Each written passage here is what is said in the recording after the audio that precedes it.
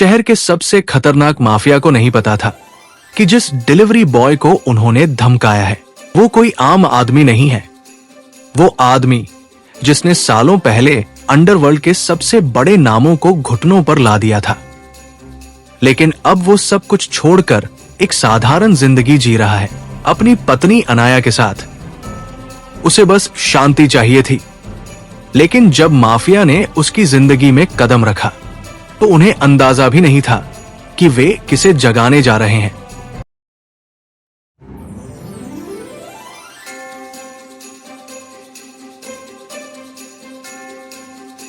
Hello friends, आप सभी का dark desire audio YouTube channel पर स्वागत है। कहानी शुरू करने से पहले एक महत्वपूर्ण सूचना देना चाहूँगा।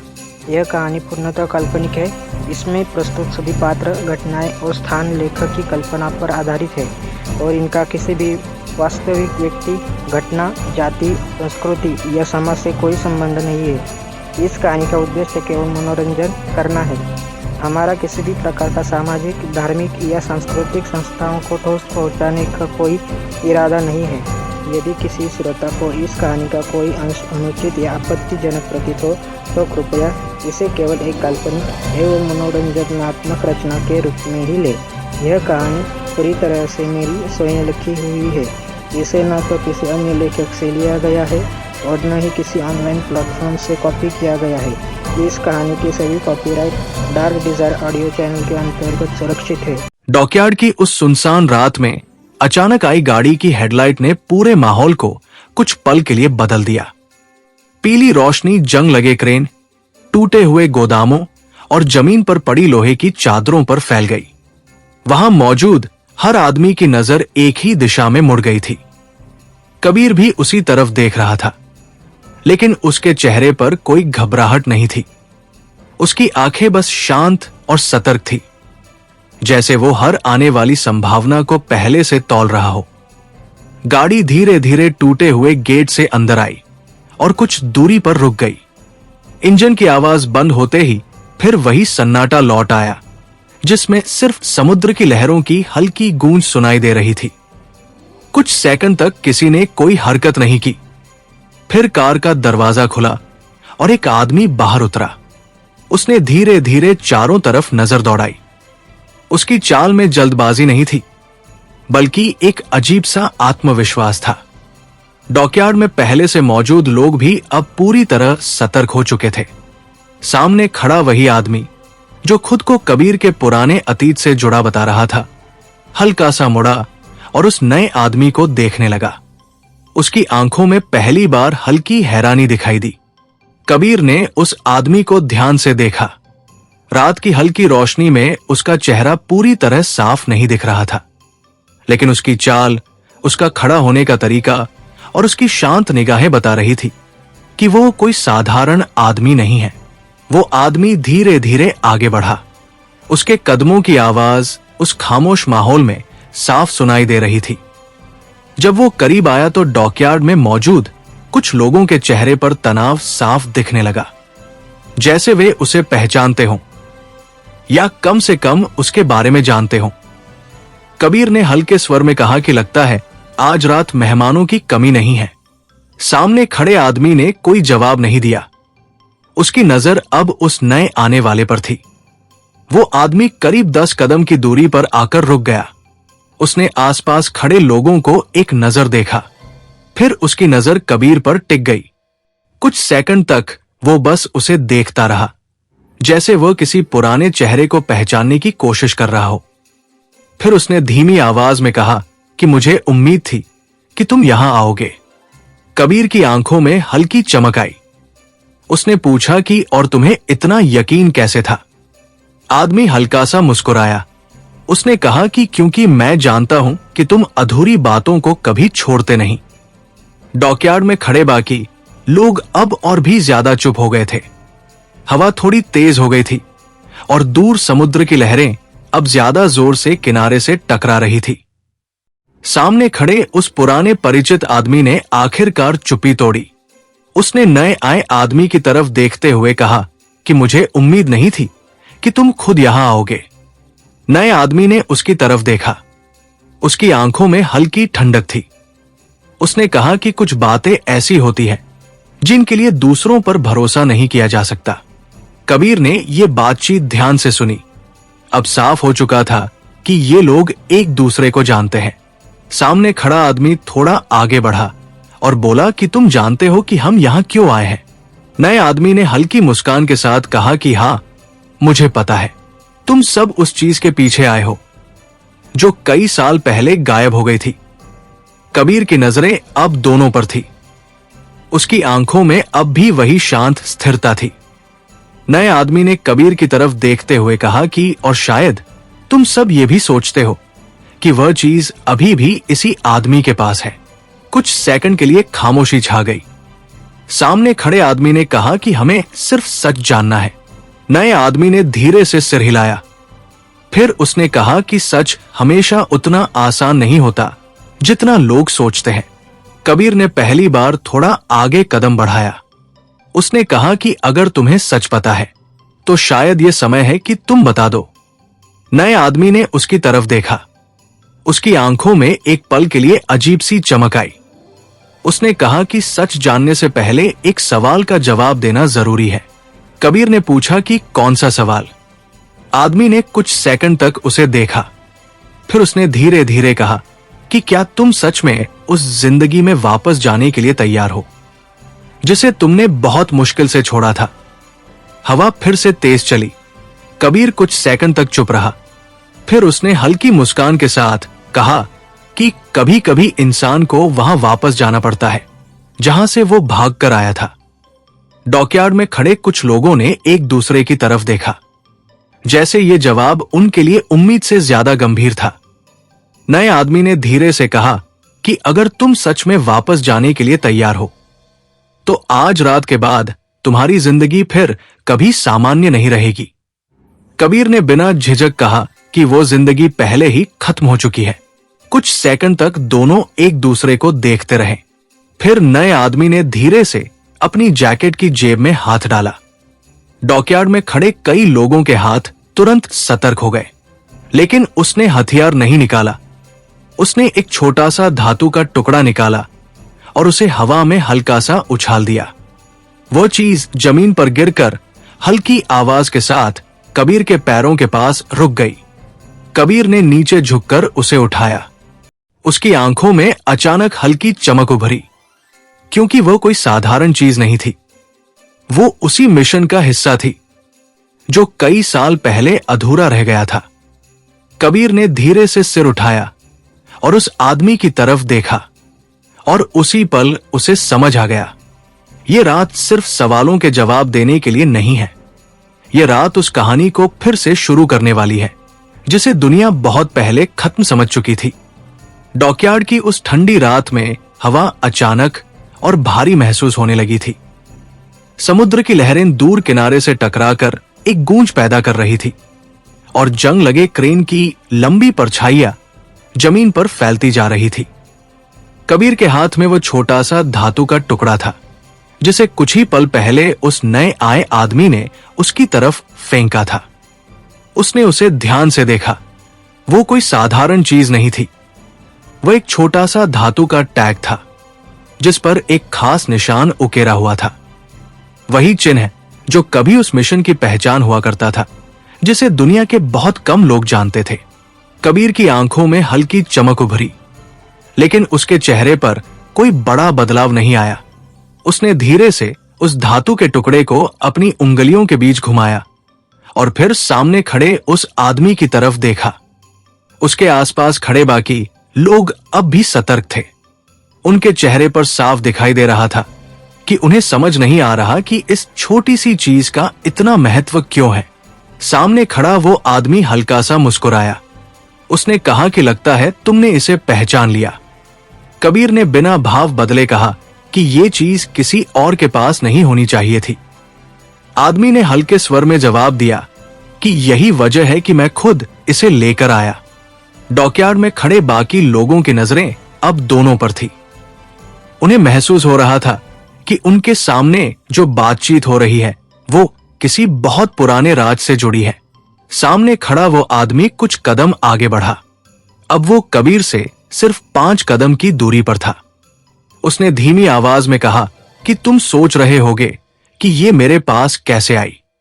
कबीर ने उसकी आंखों में देखते हुए कहा कि अगर ये सच में वही है जो मैं समझ रहा हूं तो इसका जवाब बहुत आसान नहीं होगा। आदमी ने गहरी सांस ली। समुद्र की हवा उसके कोट को हल्का सा हिला रही थी।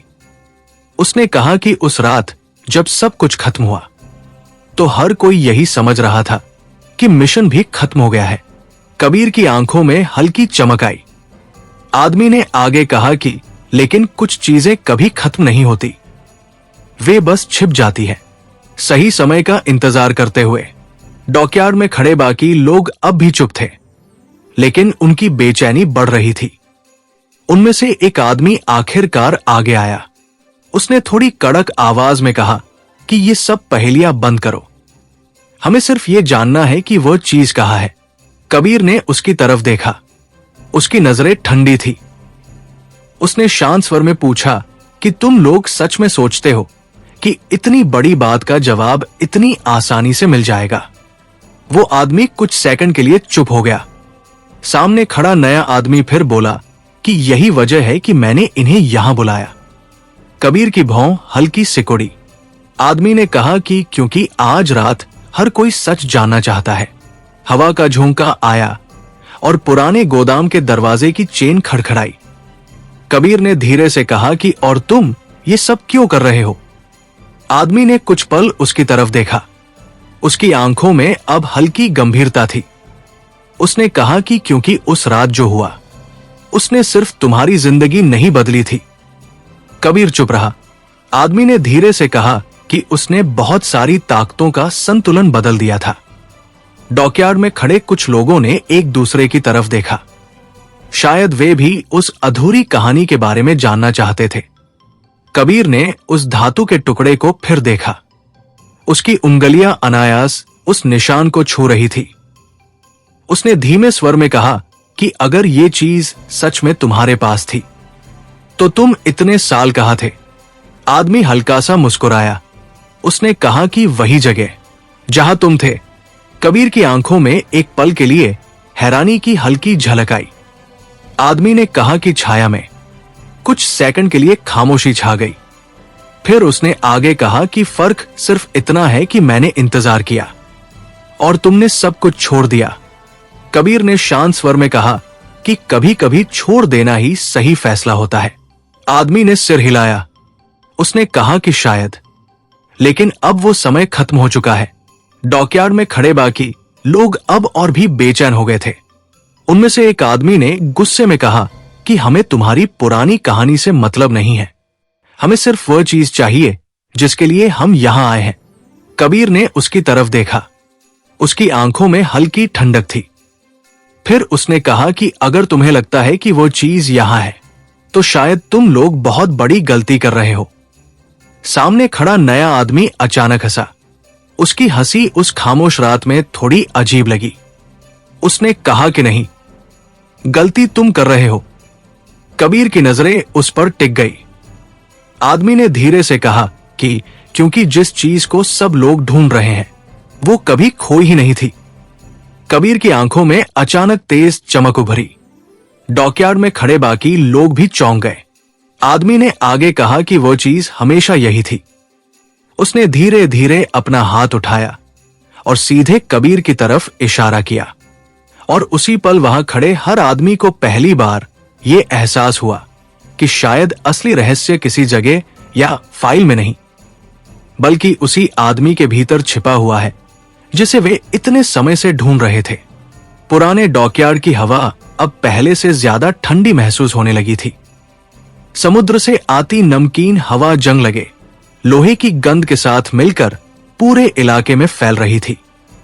कबीर वही खड़ा था और उसके सामने खड़े लोगों की निगाहें अब पूरी तरह उसी पर टिक चुकी थी। कुछ ही पल पहले उस आदमी ने सबके सामने इशारा करते हुए कहा था कि जिस चीज को सब लोग ढूंढ रहे हैं वो किसी जगह पर नहीं, बल्कि उसी आदमी के भीतर छिपी हुई है। ये सुनते ही माहौल अचानक बदल गया था। अब ये सिर्फ एक मुलाकात नहीं रह गई थी, बल्कि एक ऐसा सच सामने आने लगा था जिसे सुनने के लिए शायद वहां खड़ा हर आदमी तैयार नहीं था। कबीर ने उस आदमी की तरफ ध्यान से देखा। उसकी आंखों में हल्की चमक थी, लेकिन उसके चेहरे पर अब भी वही शांत भाव था। उसने धीमे स्वर में कहा कि तुम लोगों को हमेशा कहानियां बनाने की आदत रही है और अक्सर ये कहानियां सच से बहुत दूर होती है। आदमी हल्का सा मुस्कुराया। उसने कहा कि शायद, लेकिन कभी कभी कहानी ही असली सच होती है। उसने धीरे धीरे एक कदम आगे बढ़ाया और कहा कि तुम्हें भी ये बात अच्छी तरह पता है। डॉकयार्ड में खड़े बाकी लोग अब और भी बेचैन हो गए थे। उनमें से एक आदमी जो अब तक चुप था, अचानक बोल पड़ा कि हमें पहेलियां नहीं चाहिए। अगर तुम्हें कुछ पता है तो साफ साफ बताओ। नए आदमी ने उसकी तरफ देखा। उसकी नजरों में हल्की ठंडक थी। उसने कहा कि धैर्य रखो। अगर इतने साल इंतजार कर सकते हो तो कुछ मिनट और भी कर सकते हो। फिर उसने फिर से कबीर की तरफ देखा और बोला कि क्या तुम्हें सच में लगता है कि उस रात जो हुआ था वो बस एक हादसा था? कबीर की आंखों में एक पल के लिए हल्की चमक आई, लेकिन उसने तुरंत उसे छिपा लिया। उसने कहा कि उस रात बहुत कुछ हुआ था और जो लोग वहां थे वही जानते हैं कि सच क्या है। आदमी ने हल्की हंसी के साथ कहा कि बिल्कुल, और इसी वजह से मैं आज यहां हूं, क्योंकि उन लोगों में से कुछ अब भी जिंदा है। ये सुनते ही वहां खड़े कुछ लोग एक दूसरे को देखने लगे। माहौल में तनाव और बढ़ गया था। कबीर ने धीरे से पूछा कि और तुम ये सब क्यों बता रहे हो? आदमी ने गहरी सांस ली। उसने समुद्र की तरफ देखा, जहां अंधेरे में लहरें बार बार किनारे से टकरा रही थी। फिर उसने कहा कि क्योंकि समय आ गया है कि वो कहानी पूरी हो। कबीर चुप रहा। आदमी ने कहा कि उस रात जब मिशन खत्म हुआ तो हर किसी को लगा कि जो चीज हम ढूंढ रहे थे वो खो गई। कुछ लोगों ने सोचा कि वो समुद्र में डूब गई। कुछ ने सोचा कि वो दुश्मनों के हाथ लग गई, लेकिन सच्चाई यह थी कि वो कभी खोई ही नहीं थी। डॉकयार्ड में खड़े लोगों की सांसें जैसे रुक गई थी। कबीर ने धीमे स्वर में कहा कि अगर तुम्हें इतना सब पता है तो तुम ये भी जानते होगे कि उस चीज को खोजने की कीमत क्या हो सकती है। आदमी ने सिर हिलाया। उसने कहा कि हां, मुझे पता है, और शायद यही वजह है कि इतने सालों तक किसी ने सच में उसे ढूंढने की कोशिश नहीं की। फिर उसने थोड़ा रुककर कहा कि लेकिन अब हालात बदल चुके हैं। कबीर की भौं हल्की सिकुड़ी। आदमी ने आगे कहा कि दुनिया बदल रही है, ताकत के समीकरण बदल रहे हैं, और अगर वो चीज गलत हाथों में चली गई तो बहुत कुछ बदल सकता है। डॉकयार्ड के अंधेरे में खड़े बाकी लोग अब पूरी तरह ध्यान से सुन रहे थे। कबीर ने शांत स्वर में पूछा कि और तुम्हें लगता है कि मैं उसे किसी के हाथ में जाने दूंगा? आदमी ने हल्की मुस्कान के साथ कहा कि यही तो असली सवाल है। कुछ सेकंड तक दोनों एक दूसरे को देखते रहे। फिर आदमी ने धीरे से कहा कि उस रात जब सब कुछ खत्म हुआ, तुम आखिरी आदमी थे जो उस जगह से बाहर निकले थे। कबीर की आंखों में हल्की चमक आई। आदमी ने कहा कि और उसके बाद तुम गायब हो गए, बिना किसी सुराग के। कबीर ने जवाब दिया कि कभी कभी गायब हो जाना ही सबसे अच्छा रास्ता होता है। आदमी ने सिर हिलाया। उसने कहा कि शायद, लेकिन अब वो रास्ता बंद हो चुका है। डॉकयार्ड की हवा अचानक और तेज हो गई। कहीं दूर कोई ढीली लोहे की प्लेट हवा में हिलकर जोर से टकराई। आदमी ने धीरे धीरे अपनी जेब से एक छोटा सा उपकरण निकाला। वो कोई हथियार नहीं था, वो एक छोटा सा डिजिटल डिवाइस था जिसकी स्क्रीन हल्की नीली रोशनी में चमक रही थी। उसने उसे ऑन किया। स्क्रीन पर कुछ कोड दिखाई दिए। फिर उसने कहा कि यह डिवाइस उसी तकनीक का हिस्सा है जिसके लिए वो मिशन किया गया था। कबीर की नजर उस डिवाइस पर टिक गई। आदमी ने कहा कि और ये तभी एक्टिव होता है जब वो असली डेटा इसके करीब हो। कुछ सेकंड तक वो डिवाइस चुप रहा। फिर अचानक उसकी स्क्रीन पर हल्की सी चमक उभरी। एक धीमी बीप की आवाज आई। डॉकयार्ड में खड़े हर आदमी की नजर उस स्क्रीन पर टिक गई। आदमी ने धीरे धीरे सिर उठाया और सीधे कबीर की आंखों में देखा। उसकी आवाज अब पहले से ज्यादा गंभीर थी। उसने कहा कि अब तुम्हें भी समझ आ गया होगा कि मैं क्यों कह रहा था कि वो चीज कहीं बाहर नहीं है, क्योंकि वो हमेशा से यही थी। और इस बार उसका इशारा फिर से कबीर की तरफ था। उस खामोश डॉकयार्ड में अब सिर्फ समुद्र की लहरों की आवाज गूंज रही थी और हर आदमी के मन में एक ही सवाल उठ रहा था, अगर सच में वो रहस्य कबीर के भीतर छिपा है तो आखिर इतने सालों तक उसने उसे दुनिया से कैसे छुपा कर रखा। पुराने डॉकयार्ड की उस ठंडी और नम रात में हर आदमी की नजर अब कबीर पर टिक चुकी थी। समुद्र से आती हवा लगातार तेज हो रही थी और जंग लगे क्रेन की लंबी परछाइयां जमीन पर हिलती हुई दिखाई दे रही थी। कुछ ही पल पहले उस आदमी के हाथ में पकड़े छोटे डिजिटल डिवाइस से निकली हल्की बीप की आवाज ने पूरे माहौल को बदल दिया था। अब वहां मौजूद हर व्यक्ति के चेहरे पर एक ही सवाल लिखा हुआ था, अगर वो चीज सच में यहां है तो उसका मतलब क्या है। कबीर कुछ सेकंड तक बिल्कुल स्थिर खड़ा रहा। उसकी नजरें उस छोटे डिवाइस पर थी जिसकी नीली रोशनी अंधेरे में हल्की चमक पैदा कर रही थी। उसके आसपास खड़े लोगों की सांसें जैसे धीमी हो गई थी।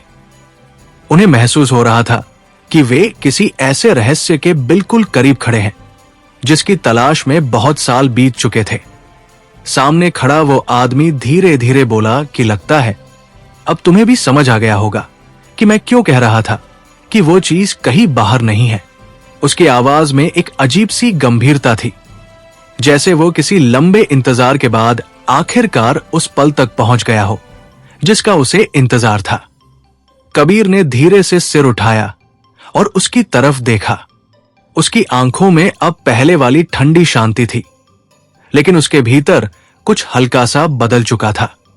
उसने शांत स्वर में कहा कि तुम लोग जिस चीज को ढूंढ रहे हो, शायद तुम लोग खुद भी नहीं जानते कि वो असल में क्या है। डॉकयार्ड में खड़े कुछ लोगों ने एक दूसरे की तरफ देखा। उनमें से एक आदमी जो अब तक चुप था अचानक आगे बढ़ा और बोला कि हमें फर्क नहीं पड़ता कि वो क्या है, हमें सिर्फ इतना पता है कि उसकी कीमत बहुत बड़ी है। कबीर ने उसकी तरफ देखा और हल्की सी मुस्कान उसके होंठों पर उभरी। उसने कहा कि यही तुम्हारी सबसे बड़ी गलती है, क्योंकि हर चीज की कीमत पैसे से नहीं लगाई जा सकती। सामने खड़ा नया आदमी कुछ पल तक चुप रहा, फिर उसने कहा कि शायद, लेकिन ताकत की कीमत हमेशा होती है, और जिस चीज को हम ढूंढ रहे हैं वो सिर्फ ताकत नहीं है, वो नियंत्रण है। कबीर की आंखों में हल्की चमक आई। उसने पूछा कि और तुम सोचते हो कि वह मेरे पास है? आदमी ने बिना झिझक के जवाब दिया कि हमें यकीन है। कुछ सेकंड के लिए वहां फिर सन्नाटा छा गया। समुद्र की लहरें दूर किनारे से टकराकर आवाज कर रही थी और हवा पुराने गोदामों के बीच से गुजरते हुए सीटी जैसी आवाज पैदा कर रही थी। कबीर ने धीरे से कहा कि अगर तुम्हें इतना यकीन है तो फिर तुम लोग इतने सालों तक इंतजार क्यों करते रहे? आदमी ने हल्की हंसी के साथ कहा कि क्योंकि हमें भी यकीन नहीं था कि तुम जिंदा हो। उसने थोड़ा रुककर आगे कहा कि जब तुम अचानक गायब हुए थे तो बहुत लोगों को लगा कि तुम मर चुके हो। कबीर ने कोई जवाब नहीं दिया। आदमी ने आगे कहा कि लेकिन कुछ लोग ऐसे भी थे जिन्हें पता था कि तुम इतने आसानी से नहीं मर सकते। वे लोग बस सही समय का इंतजार कर रहे थे। कबीर की आंखों में हल्की चमक उभरी। उसने धीमे स्वर में पूछा कि और तुम उन लोगों में से एक हो? आदमी ने सिर हिलाया। उसने कहा कि हाँ, लेकिन फर्क सिर्फ इतना है कि बाकी लोग तुम्हें ढूंढना चाहते थे और मैं सच जानना चाहता था। डॉकयार्ड में खड़े बाकी लोगों के चेहरे पर अब अधीरता साफ दिखाई दे रही थी। उनमें से एक आदमी गुस्से में बोला कि ये सब बहुत हो गया। अगर वो चीज उसके पास है तो हमें अभी पता चल जाएगा। कबीर ने उसकी तरफ देखा। उसकी नजरों में अब हल्की ठंडक थी। उसने कहा कि तुम्हें सच में लगता है कि अगर वह चीज मेरे पास होती तो मैं यहां इतने आराम से खड़ा होता? आदमी कुछ पल के लिए चुप हो गया। तभी सामने खड़ा नया आदमी फिर बोला कि शायद तुम सही कह रहे हो, लेकिन यह भी सच है कि उस रात तुम आखिरी आदमी थे जो उस मिशन से जिंदा बाहर निकले थे। कबीर की नजरें फिर उसकी तरफ मुड़ गई। आदमी ने धीरे से कहा कि और उस मिशन का असली उद्देश्य क्या था। यह बात वहां मौजूद हर आदमी जानता था। कबीर कुछ सेकंड तक चुप रहा।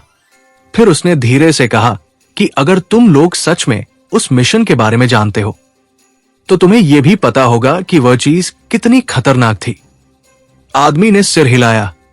उसने कहा कि हाँ, और शायद यही वजह है कि इतने सालों तक किसी ने उसे छूने की हिम्मत नहीं की। कबीर ने गहरी सांस ली। उसकी नजरें अब समुद्र की तरफ चली गई थी, जहां अंधेरे में लहरें लगातार उठ रही थी। फिर उसने धीरे से कहा कि कुछ चीजें ऐसी होती हैं जिन्हें दुनिया से छुपाकर रखना ही बेहतर होता है।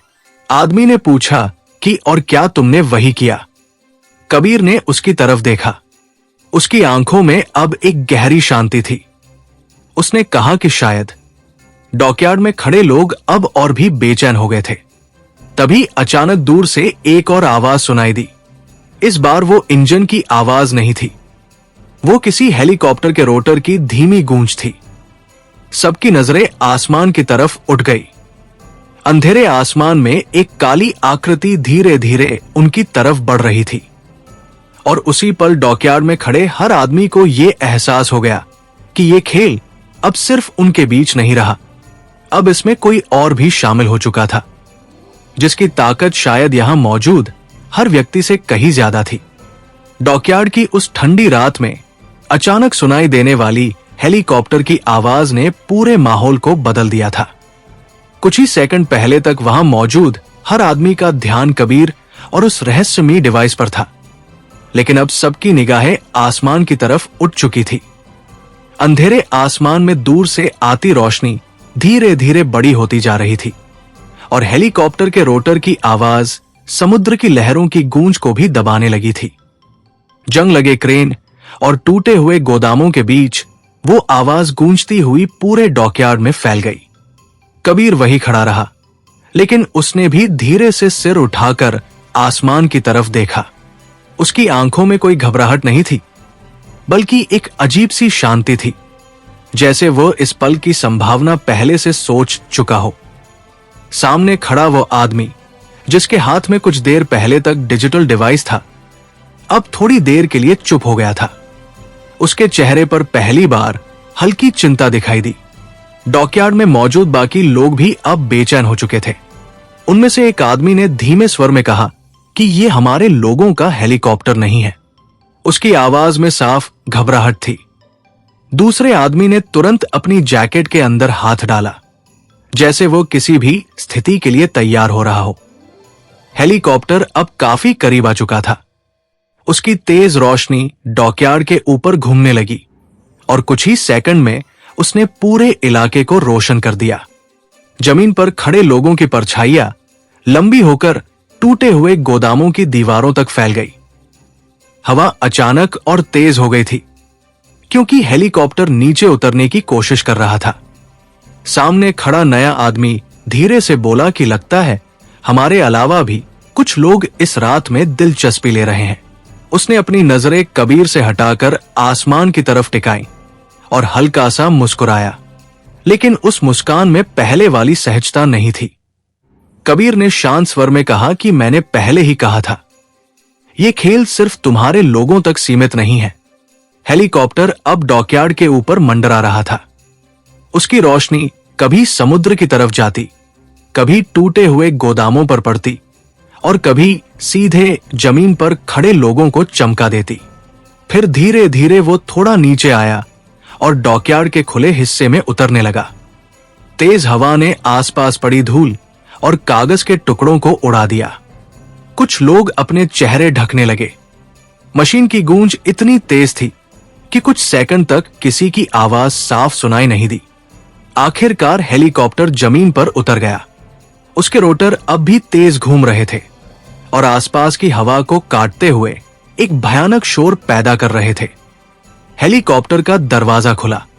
डॉकयार्ड में खड़े हर आदमी की नजर अब उसी दरवाजे पर टिक गई। कुछ पल तक कोई बाहर नहीं आया। फिर अंदर से एक लंबी काली परछाई दिखाई दी, धीरे धीरे एक आदमी बाहर उतरा।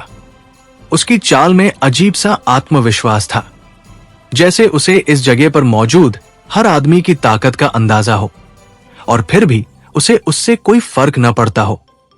उसने काले रंग का लंबा कोट पहन रखा था और उसकी आंखों पर हल्का सा चश्मा था जो हेलीकॉप्टर की रोशनी में चमक रहा था। जैसे ही वो कुछ कदम आगे बढ़ा, डॉकयार्ड में खड़े कई लोग अचानक सतर्क हो गए। उनमें से एक आदमी के मुंह से अनायास निकल गया कि ये यहां कैसे आ सकता है। सामने खड़ा नया आदमी अब पूरी तरह गंभीर हो चुका था। उसने धीमे स्वर में कहा कि लगता है ये रात हमारी उम्मीद से कहीं ज्यादा दिलचस्प होने वाली है। कबीर ने उस आदमी को ध्यान से देखा जो अभी हेलीकॉप्टर से उतरा था। उसकी चाल, उसकी आंखों की स्थिरता और उसके आसपास का आत्मविश्वास सब कुछ बता रहा था कि वो कोई साधारण खिलाड़ी नहीं है। हेलीकॉप्टर का शोर धीरे धीरे कम होने लगा क्योंकि उसके रोटर की गति घटने लगी थी। अब उस आदमी की आवाज साफ सुनाई देने लगी। वो धीरे धीरे आगे आया और डॉकयार्ड में खड़े लोगों को देखा।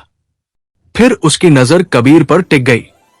कुछ सेकंड तक वो बस उसे देखता रहा। फिर उसके चेहरे पर हल्की मुस्कान उभरी। उसने शांत लेकिन गहरी आवाज में कहा कि आखिरकार हम मिल ही गए। डॉकयार्ड में खड़े कई लोगों ने एक दूसरे की तरफ देखा। उन्हें समझ नहीं आ रहा था कि ये आदमी कबीर को पहले से कैसे जानता है। कबीर ने उसकी आंखों में देखते हुए पूछा कि तुम यहां क्यों आए हो? आदमी ने हल्का सा सिर झुकाया, जैसे वो इस सवाल का इंतजार कर रहा हो। उसने कहा कि क्योंकि जिस चीज के लिए ये सब लोग यहां खड़े हैं, वो चीज सिर्फ इनके लिए नहीं है। डॉकयार्ड में फिर सन्नाटा छा गया। आदमी ने धीरे से आगे कहा कि वह चीज बहुत बड़ी है, इतनी बड़ी कि कई सरकारें भी उसे हासिल करने के लिए तैयार है। कबीर की आंखों में हल्की चमक आई। आदमी ने कहा कि और मुझे यकीन है कि तुम भी जानते हो कि मैं किसके बारे में बात कर रहा हूं। कुछ सेकंड तक दोनों एक दूसरे को देखते रहे। फिर कबीर ने धीमे स्वर में कहा कि अगर तुम सच में जानते हो कि वह चीज क्या है, तो तुम्हें यह भी पता होगा कि उसे छूना कितना खतरनाक हो सकता है। आदमी हल्का सा मुस्कुराया। उसने कहा कि खतरे से डरने वाले लोग यहां तक नहीं पहुंचते। फिर उसने एक कदम और आगे बढ़ाया। अब वो बाकी लोगों के बीच खड़ा था और उसी पल डॉकयार्ड में मौजूद हर आदमी को यह एहसास हो गया कि यह खेल अब सिर्फ ताकत का नहीं रहा। अब ये एक ऐसी लड़ाई बनने वाली थी जिसमें दांव पहले से कहीं ज्यादा बड़ा था। पुराने डॉकयार्ड की हवा अब पहले से कहीं ज्यादा भारी महसूस हो रही थी। हेलीकॉप्टर के रोटर धीरे धीरे रुक चुके थे, लेकिन उनकी वजह से उठी धूल अभी भी हवा में तैर रही थी। समुद्र से आती नमकीन हवा उस धूल को चारों तरफ फैला रही थी और टूटे हुए गोदामों के बीच अजीब सी गंध भर गई थी। कबीर वही खड़ा था। उसकी नजर अब उस आदमी पर टिकी थी जो अभी अभी हेलीकॉप्टर से उतरकर सामने आया था। उसके आसपास खड़े बाकी लोग भी अब पूरी तरह सतर्क हो चुके थे, क्योंकि ये साफ हो चुका था कि खेल अब पहले से कहीं ज्यादा बड़ा हो गया है। हेलीकॉप्टर से उतरा वो आदमी धीरे धीरे आगे बढ़ा। उसके कदमों में किसी तरह की जल्दी नहीं थी, बल्कि हर कदम में एक अजीब सा आत्मविश्वास था। उसकी आंखें सीधे कबीर पर टिकी हुई थी, जैसे वह किसी पुराने चेहरे को पहचान चुका हो। कुछ सेकंड तक वो बिना कुछ कहे खड़ा रहा। फिर उसने आसपास मौजूद लोगों की तरफ देखा। उसके चेहरे पर हल्की सी मुस्कान थी, लेकिन उस मुस्कान में एक तरह की ठंडक भी थी जो वहां मौजूद कई लोगों को असहज कर रही थी। सामने खड़ा वो आदमी जिसने कुछ देर पहले डिजिटल डिवाइस दिखाया था, धीरे धीरे उसकी तरफ मुड़ा और कहा कि मुझे उम्मीद नहीं थी कि तुम खुद यहां आओगे। उसकी आवाज में सावधानी थी, जैसे वो जानता हो कि सामने खड़ा आदमी कितना खतरनाक हो सकता है। हेलीकॉप्टर से उतरे आदमी ने हल्के स्वर में जवाब दिया कि कुछ चीजें ऐसी होती हैं जिनके लिए दूसरों पर भरोसा नहीं किया जा सकता। उसने थोड़ा रुककर आगे कहा कि और ये मामला उन्हीं में से एक है। डॉकयार्ड में खड़े कई लोग अब भी ये समझने की कोशिश कर रहे थे कि ये आदमी आखिर है कौन। उनमें से एक ने धीरे से अपने साथी से कहा कि अगर ये वही है जो मैं सोच रहा हूं तो आज की रात बहुत खतरनाक होने वाली है। कबीर अब भी शांत खड़ा था। उसने धीरे से कहा कि तुमने अभी तक ये नहीं बताया कि तुम यहां क्यों आए हो। हेलीकॉप्टर से उतरे आदमी ने उसकी तरफ देखा। उसकी आंखों में हल्की चमक उभरी। उसने कहा कि मैं यहां उसी वजह से आया हूं जिसकी वजह से ये सब लोग यहां खड़े हैं। उसने हाथ से हल्का सा इशारा करते हुए आसपास खड़े लोगों की तरफ देखा और कहा कि फर्क सिर्फ इतना है कि मैं उस चीज की असली कीमत जानता हूं। कबीर ने हल्का सा सिर झुकाया। उसकी आवाज धीमी थी लेकिन उसमें एक अजीब सी गंभीरता थी। उसने कहा कि अगर तुम सच में उसकी कीमत जानते हो तो तुम्हें यह भी पता होगा कि उसे हासिल करने की कोशिश करना कितना खतरनाक हो सकता है। आदमी हल्का सा मुस्कुराया। उसने कहा कि खतरा हमेशा उन लोगों के लिए होता है जो कमजोर होते हैं। डॉकयार्ड में खड़े कुछ लोग अब और भी बेचैन हो गए थे। उनमें से एक आदमी ने अचानक कहा कि बहुत हो गया। अगर तुम लोग एक दूसरे को जानते हो तो साफ साफ बता दो कि असली खेल क्या है। कुछ सेकंड तक खामोशी छा गई। फिर हेलीकॉप्टर से उतरा आदमी धीरे धीरे आगे बढ़ा और बोला कि असली खेल बहुत पुराना है। इतना पुराना कि शायद यहां खड़े कई लोग उसके बारे में आधा भी नहीं जानते। उसने कबीर की तरफ देखते हुए कहा कि कई साल पहले एक मिशन हुआ था। एक ऐसा मिशन जिसे दुनिया की कई एजेंसियों ने मिलकर तैयार किया था। उस मिशन का मकसद एक ऐसी तकनीक को हासिल करना था जो दुनिया का संतुलन बदल सकती थी। डॉकयार्ड में खड़े लोग ध्यान से सुनने लगे। आदमी ने आगे कहा कि लेकिन वो मिशन कभी पूरा नहीं हुआ। कम से कम दुनिया को यही बताया गया। कबीर की आंखों में हल्की चमक आई। आदमी ने कहा कि असली सच्चाई ये थी कि मिशन पूरा हुआ था लेकिन उसके बाद जो हुआ उसने सब कुछ बदल दिया। सामने खड़ा वो आदमी जिसने पहले डिवाइस दिखाया था अब चुपचाप ये सब सुन रहा था। उसके चेहरे पर हल्की बेचैनी थी। कबीर ने धीरे से कहा कि और तुम्हें ये सब कैसे पता। आदमी ने हल्की हंसी के साथ कहा कि क्योंकि उस मिशन में शामिल कुछ लोग अब भी जिंदा है। डॉकयार्ड में खड़े कुछ लोगों ने तुरंत एक दूसरे की तरफ देखा। आदमी ने धीरे धीरे कहा कि और उनमें से एक आदमी यही खड़ा है। उसकी नजर फिर कबीर पर टिक गई। कुछ सेकंड तक कोई नहीं बोला। फिर उसने कहा कि तुम गायब हो गए थे और दुनिया को लगा कि कहानी खत्म हो गई। लेकिन सच ये है कि कहानी कभी खत्म नहीं हुई थी। कबीर ने शांत स्वर में कहा कि कुछ कहानियों का खत्म होना ही बेहतर होता है। आदमी ने सिर हिलाया। उसने कहा कि शायद, लेकिन ये कहानी अब खत्म नहीं हो सकती। फिर उसने अपनी जेब से एक छोटा सा उपकरण निकाला। वो डिवाइस पहले वाले डिवाइस से अलग था। उसकी स्क्रीन पर कुछ अजीब से संकेत चमक रहे थे। उसने कहा कि ये उसी तकनीक का हिस्सा है जिसे हम सब ढूंढ रहे हैं। डॉकयार्ड में खड़े कई लोग अब पूरी तरह सतर्क हो चुके थे। आदमी ने स्क्रीन पर नजर डाली और फिर धीरे से कहा कि और इसका सिग्नल बता रहा है कि असली डेटा अभी भी यही है। सामने खड़े कई लोगों की सांसें तेज हो गई। कबीर ने धीरे से पूछा कि और तुम्हें लगता है कि वो मेरे पास है। आदमी ने कहा कि मुझे लगता नहीं, मुझे यकीन है। डॉकयार्ड में फिर खामोशी छा गई। समुद्र की लहरों की आवाज दूर से गूंज रही थी और उस खामोशी में हर आदमी को यह महसूस हो रहा था कि अब जो होने वाला है वो इस खेल की दिशा हमेशा के लिए बदल सकता है। डॉकयार्ड की उस गहरी रात में हवा का बहाव अब पहले से ज्यादा तेज हो चुका था। समुद्र की लहरें लगातार किनारे से टकरा रही थी और उनकी आवाज जंग लगे क्रेन और टूटे हुए गोदामों के बीच गूंजती हुई पूरे इलाके में फैल रही थी। हेलीकॉप्टर अब पूरी तरह शांत खड़ा था लेकिन उसकी मौजूदगी अब भी माहौल को भारी बना रही थी। वहां मौजूद हर आदमी की नजरें अब कबीर और उस आदमी के बीच हो रही बातचीत पर टिकी हुई थी जिसने अभी अभी दावा किया था कि असली डेटा यही मौजूद है। कुछ सेकंड तक कोई कुछ नहीं बोला। हवा में सिर्फ समुद्र की आवाज और कभी कभी किसी ढीले लोहे के टकराने की खनक सुनाई दे रही थी। कबीर ने धीरे से सिर उठाया और सामने खड़े उस आदमी की आंखों में देखा। उसकी नजरें स्थिर थी, जैसे वो सामने वाले की हर बात को तौल रहा हो। फिर उसने शांत स्वर में कहा कि यकीन और सच्चाई में बहुत फर्क होता है। आदमी हल्का सा मुस्कुराया। उसने कहा कि और कभी कभी यकीन ही सच्चाई की तरफ पहला कदम होता है। डॉकयार्ड में खड़े कुछ लोगों ने अपनी जगह बदली। उनमें से कई अब पूरी तरह सतर्क हो चुके थे। उन्हें महसूस हो रहा था कि अब मामला सिर्फ बातचीत तक सीमित नहीं रहेगा। सामने खड़ा वो आदमी जिसने पहले डिजिटल डिवाइस दिखाया था, अचानक बोला कि अगर तुम लोगों के पास इतना यकीन है तो क्यों न भी इसका फैसला कर लिया जाए। हेलीकॉप्टर से उतरा आदमी उसकी तरफ मुड़ा।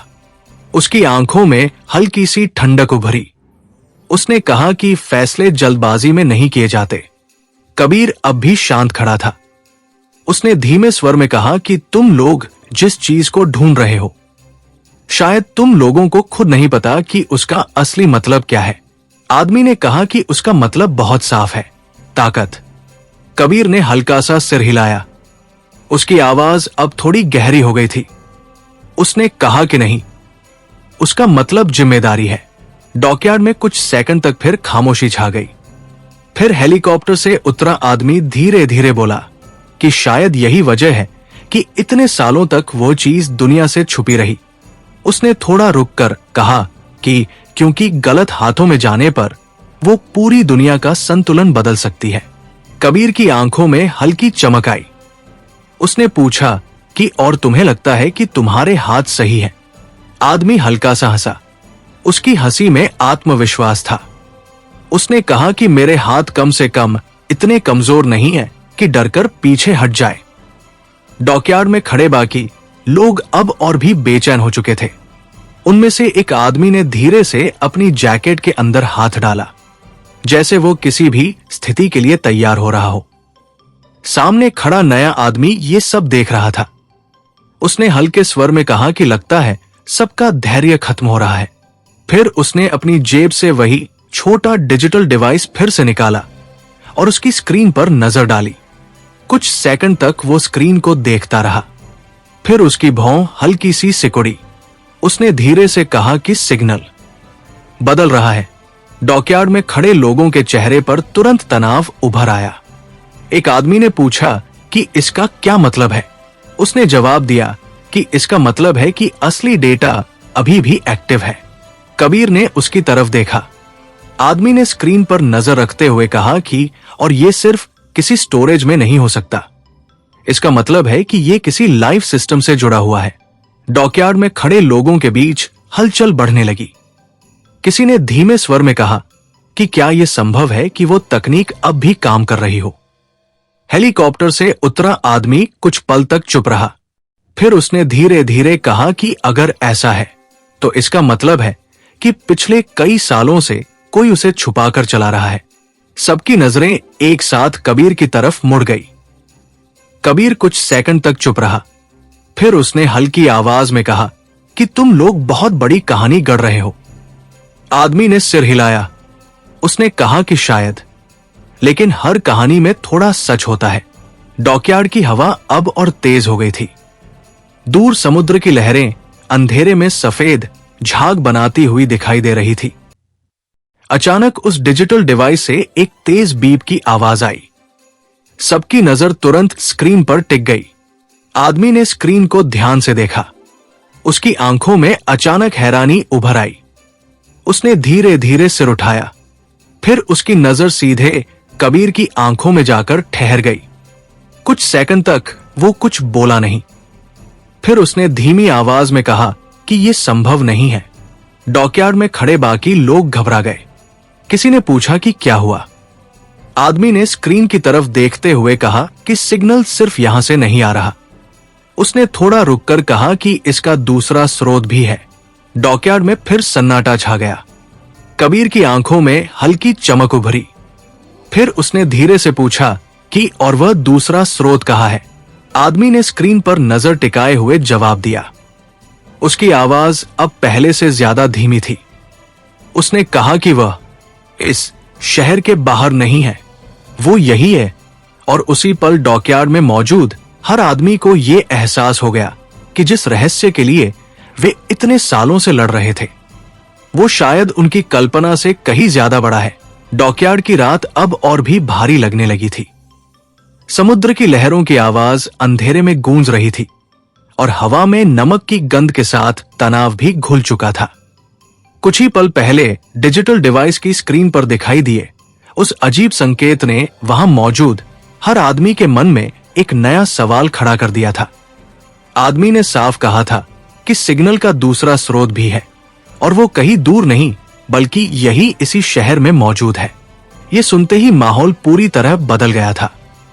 अब हर कोई समझ चुका था कि ये खेल उतना सरल नहीं है जितना वे सोचकर यहां आए थे। कबीर वही खड़ा रहा, लेकिन उसकी आंखों में हल्की सी चमक आ गई थी। उसने ध्यान से उस आदमी को देखा जो डिवाइस पकड़े हुए था। उसकी उंगलियां अब भी स्क्रीन पर चल रही थी, जैसे वो सिग्नल की दिशा समझने की कोशिश कर रहा हो। हेलीकॉप्टर के पास खड़े दो आदमी भी अब सतर्क होकर इधर उधर देखने लगे थे, मानो उन्हें किसी नए खतरे का अंदेशा हो। कुछ सेकंड तक कोई कुछ नहीं बोला। फिर सामने खड़े आदमी ने धीरे से कहा कि यह कैसे संभव है। उसकी आवाज में पहली बार अनिश्चितता सुनाई दे रही थी। उसने स्क्रीन पर नजरें गड़ाए रखते हुए कहा कि अगर दूसरा स्रोत सच में एक्टिव है तो इसका मतलब है कि डेटा सिर्फ एक जगह स्टोर नहीं किया गया था। कबीर ने हल्के स्वर में कहा कि आखिरकार तुम सही दिशा में सोचने लगे हो। डॉकयार्ड में खड़े बाकी लोगों ने तुरंत उसकी तरफ देखा। उनमें से एक आदमी ने कड़क आवाज में पूछा कि इसका क्या मतलब है। कबीर ने उसकी तरफ देखा और कहा कि इसका मतलब बहुत साफ है। जिस चीज के लिए तुम सब यहां खड़े हो वो सिर्फ एक फाइल या एक डिवाइस नहीं है। हेलीकॉप्टर से उतरा वो आदमी धीरे धीरे उसकी तरफ बढ़ा। उसकी चाल में अब भी वही आत्मविश्वास था, लेकिन उसकी आंखों में एक नई जिज्ञासा भी दिखाई दे रही थी। उसने कहा कि अगर ऐसा है तो असली सिस्टम कहाँ है। कबीर कुछ पल चुप रहा। समुद्र से आती हवा उसके जैकेट को हल्का सा हिला रही थी। उसने धीरे से कहा कि अगर तुम्हें लगता है कि मैं इतनी बड़ी चीज को अपने पास रखूंगा तो तुम लोग मुझे बहुत कम जानते हो। डॉकयार्ड में खड़े कुछ लोग अब और भी बेचैन हो गए थे। उनमें से एक आदमी ने गुस्से में कहा कि अगर वो तुम्हारे पास नहीं है तो हमें यहां बुलाने का क्या मतलब था। कबीर ने हल्की मुस्कान के साथ कहा कि मैंने तुम्हें यहां नहीं बुलाया। सबकी नजर तुरंत उस आदमी की तरफ गई जिसने शुरुआत में डिजिटल डिवाइस दिखाया था। वो कुछ सेकंड तक चुप रहा, फिर बोला कि मुझे लगा था कि असली जवाब यहां मिलेगा। कबीर ने धीरे से कहा कि जवाब कभी एक जगह नहीं होते। हेलीकॉप्टर से उतरे आदमी ने गहरी सांस ली। उसने डिवाइस पकड़े आदमी से कहा कि सिग्नल की दिशा पता करो। वो आदमी तुरंत स्क्रीन पर काम करने लगा। उसकी उंगलियां तेजी से चल रही थी। कुछ सेकंड बाद उसने कहा कि सिग्नल स्थिर नहीं है, ये लगातार बदल रहा है। डॉकयार्ड में खड़े लोगों के बीच हलचल बढ़ गई। एक आदमी ने पूछा कि इसका मतलब क्या है। उसने जवाब दिया कि इसका मतलब है कि डेटा किसी स्थिर सर्वर में नहीं है, यह किसी लाइव नेटवर्क से जुड़ा हुआ है। हेलीकॉप्टर से उतरे आदमी की आंखों में हल्की चमक आई। उसने धीरे से कहा कि इसका मतलब यह हो सकता है कि कोई अब भी उस सिस्टम को चला रहा है। सभी की नजरें फिर कबीर की तरफ मुड़ गई। कबीर कुछ सेकंड तक चुप रहा, फिर उसने शांत स्वर में कहा कि तुम लोग जितना सोच रहे हो मामला उससे कहीं ज्यादा जटिल है। सामने खड़ा आदमी अब पूरी तरह गंभीर हो चुका था। उसने पूछा कि क्या तुम कहना चाहते हो कि सिस्टम अब भी एक्टिव है। कबीर ने सीधे जवाब नहीं दिया। उसने समुद्र की तरफ देखा जहां दूर अंधेरे में लहरें लगातार उठ रही थी। फिर उसने धीरे से कहा कि कुछ चीजें कभी बंद नहीं होती। डॉकयार्ड में फिर खामोशी छा गई। तभी डिजिटल डिवाइस पकड़े आदमी ने अचानक कहा कि रुको। सबकी नजर तुरंत उसकी तरफ गई। उसने स्क्रीन को ध्यान से देखते हुए कहा कि सिग्नल अभी बदल रहा है। उसने स्क्रीन को थोड़ा ऊपर उठाया नीली रोशनी में उसके चेहरे की चिंता साफ दिखाई दे रही थी। फिर उसने धीरे धीरे कहा कि दूसरा स्रोत इस शहर के अंदर ही नहीं है। सब लोग चौंक गए। हेलीकॉप्टर से उतरे आदमी ने तुरंत पूछा कि फिर कहाँ है। आदमी ने स्क्रीन पर उभरे नए संकेत को पढ़ते हुए जवाब दिया। उसकी आवाज अब पहले से ज्यादा धीमी थी। उसने कहा कि दूसरा स्रोत इस शहर के नीचे है। डॉकयार्ड में मौजूद हर आदमी के चेहरे पर हैरानी उभर आई। कबीर की आंखों में हल्की चमक आई। फिर उसने धीरे से कहा कि अब तुम्हें समझ में आ गया होगा कि मैंने क्यों कहा था कि यह कहानी अभी खत्म नहीं हुई। डॉकयार्ड की हवा अचानक और तेज हो गई। समुद्र की लहरें जोर से किनारे से टकराईं और उसी पल वहां मौजूद हर आदमी को एहसास हुआ कि असली रहस्य शायद जमीन के ऊपर नहीं बल्कि इस शहर के नीचे कहीं छिपा हुआ है। डॉकयार्ड की उस गहरी रात में अचानक आई उस नई जानकारी ने सब कुछ बदल दिया था। कुछ ही पलों पहले तक हर आदमी यही सोच रहा था कि जिस चीज के लिए वे यहां इकट्ठा हुए हैं वो या तो कबीर के पास होगी या फिर किसी छिपे हुए सर्वर में। लेकिन अब जब डिजिटल डिवाइस पकड़े आदमी ने कहा कि दूसरा स्रोत इस शहर के नीचे कहीं मौजूद है, तो वहां खड़े हर व्यक्ति के मन में एक नया डर और एक नई जिज्ञासा पैदा हो गई थी।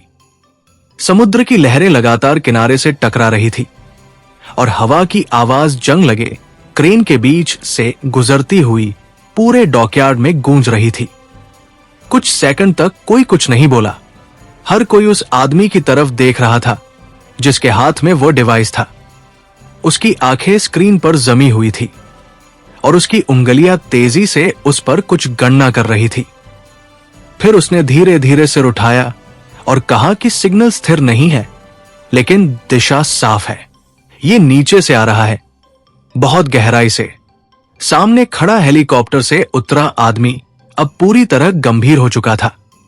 उसने पूछा कि क्या तुम ये पता लगा सकते हो कि ये किस नेटवर्क से जुड़ा है। डिवाइस पकड़े आदमी ने सिर हिलाया और कहा कि कोशिश कर रहा हूं, लेकिन ये सिस्टम साधारण नहीं है। ये किसी सामान्य सर्वर की तरह काम नहीं कर रहा। ऐसा लग रहा है जैसे डेटा कई अलग अलग नोड्स में बांटा गया है। डॉकयार्ड में खड़े कुछ लोगों ने एक दूसरे की तरफ देखा। उनमें से एक आदमी ने धीमे स्वर में कहा कि इसका मतलब है कि अगर एक हिस्सा भी मिल जाए तो बाकी हिस्से का रास्ता मिल सकता है। हेलीकॉप्टर से उतरे आदमी की आंखों में हल्की चमक आई। उसने कहा कि बिल्कुल। फिर उसकी नजर फिर से कबीर पर टिक गई। कबीर अब भी शांत खड़ा था, लेकिन उसकी आंखों में अब पहले से ज्यादा गहराई दिखाई दे रही थी। उसने धीमे स्वर में कहा कि तुम लोग जितना सोच रहे हो मामला उससे कहीं ज्यादा खतरनाक है। सामने खड़ा आदमी हल्का सा मुस्कुराया। उसने कहा कि खतरे से डरने वाले लोग यहां तक नहीं पहुंचते। कबीर ने जवाब दिया कि और खतरे को समझने वाले लोग अक्सर यहां से जिंदा नहीं लौटते। डॉकयार्ड में खड़े कुछ लोगों के चेहरे पर हल्की बेचैनी उभर आई। हेलीकॉप्टर से उतरे आदमी ने हाथ उठाकर सबको शांत रहने का इशारा किया। उसने कहा कि अभी बहस का समय नहीं है। अगर यह सच है कि दूसरा स्रोत इस शहर के नीचे है, तो इसका मतलब है कि असली सिस्टम अभी भी सक्रिय है। डिवाइस पकड़े आदमी ने धीरे धीरे कहा कि और अगर ऐसा है तो किसी को उसका एक्सेस भी होगा। यह सुनते ही सबकी नजरें फिर कबीर पर टिक गई। कबीर कुछ सेकंड तक चुप रहा। फिर उसने हल्की आवाज में कहा कि तुम लोग बहुत जल्दी निष्कर्ष पर पहुंच जाते हो। सामने खड़ा आदमी बोला कि शायद, लेकिन यह संयोग भी तो नहीं हो सकता कि इतने सालों बाद भी सिग्नल उसी जगह एक्टिव हो जहां तुम मौजूद हो। कबीर ने समुद्र की तरफ देखा। अंधेरे में लहरों की सफेद झाग चमक रही थी। उसने धीरे से कहा कि कभी कभी सिग्नल सिर्फ इसलिए जिंदा रहता है क्योंकि उसे बंद करना असंभव होता है। हेलीकॉप्टर से उतरा आदमी थोड़ा आगे बढ़ा। अब वो कबीर से सिर्फ कुछ कदम दूर था। उसने कहा कि अगर ये सिस्टम सच में अब भी चल रहा है तो हमें उसे ढूंढना होगा। कबीर ने उसकी आंखों में देखा और कहा कि और जब तुम उसे ढूंढ लोगे तब क्या करोगे? आदमी ने बिना झिझक कहा कि उसे अपने नियंत्रण में लेंगे। कबीर ने हल्की मुस्कान के साथ सिर हिलाया। उसने कहा कि यही वो जवाब है जो मुझे उम्मीद थी। डॉकयार्ड की हवा अचानक और तेज हो गई। दूर कहीं कोई ढीली धातु की प्लेट हवा में हिलकर जोर से टकराई। तभी डिवाइस पकड़े आदमी ने अचानक कहा कि रुको। सबकी नजर तुरंत उसकी तरफ गई। उसने स्क्रीन को ध्यान से देखा और कहा कि सिग्नल अभी और मजबूत हो रहा है। हेलीकॉप्टर से उतरे आदमी ने पूछा कि इसका मतलब? उसने जवाब दिया कि इसका मतलब है कि सिस्टम अभी भी सक्रिय है और शायद अभी किसी ने उसे एक्सेस किया है। डॉकयार्ड में खड़े लोगों के चेहरों पर तनाव बढ़ गया। किसी ने पूछा कि क्या वो यही पास है?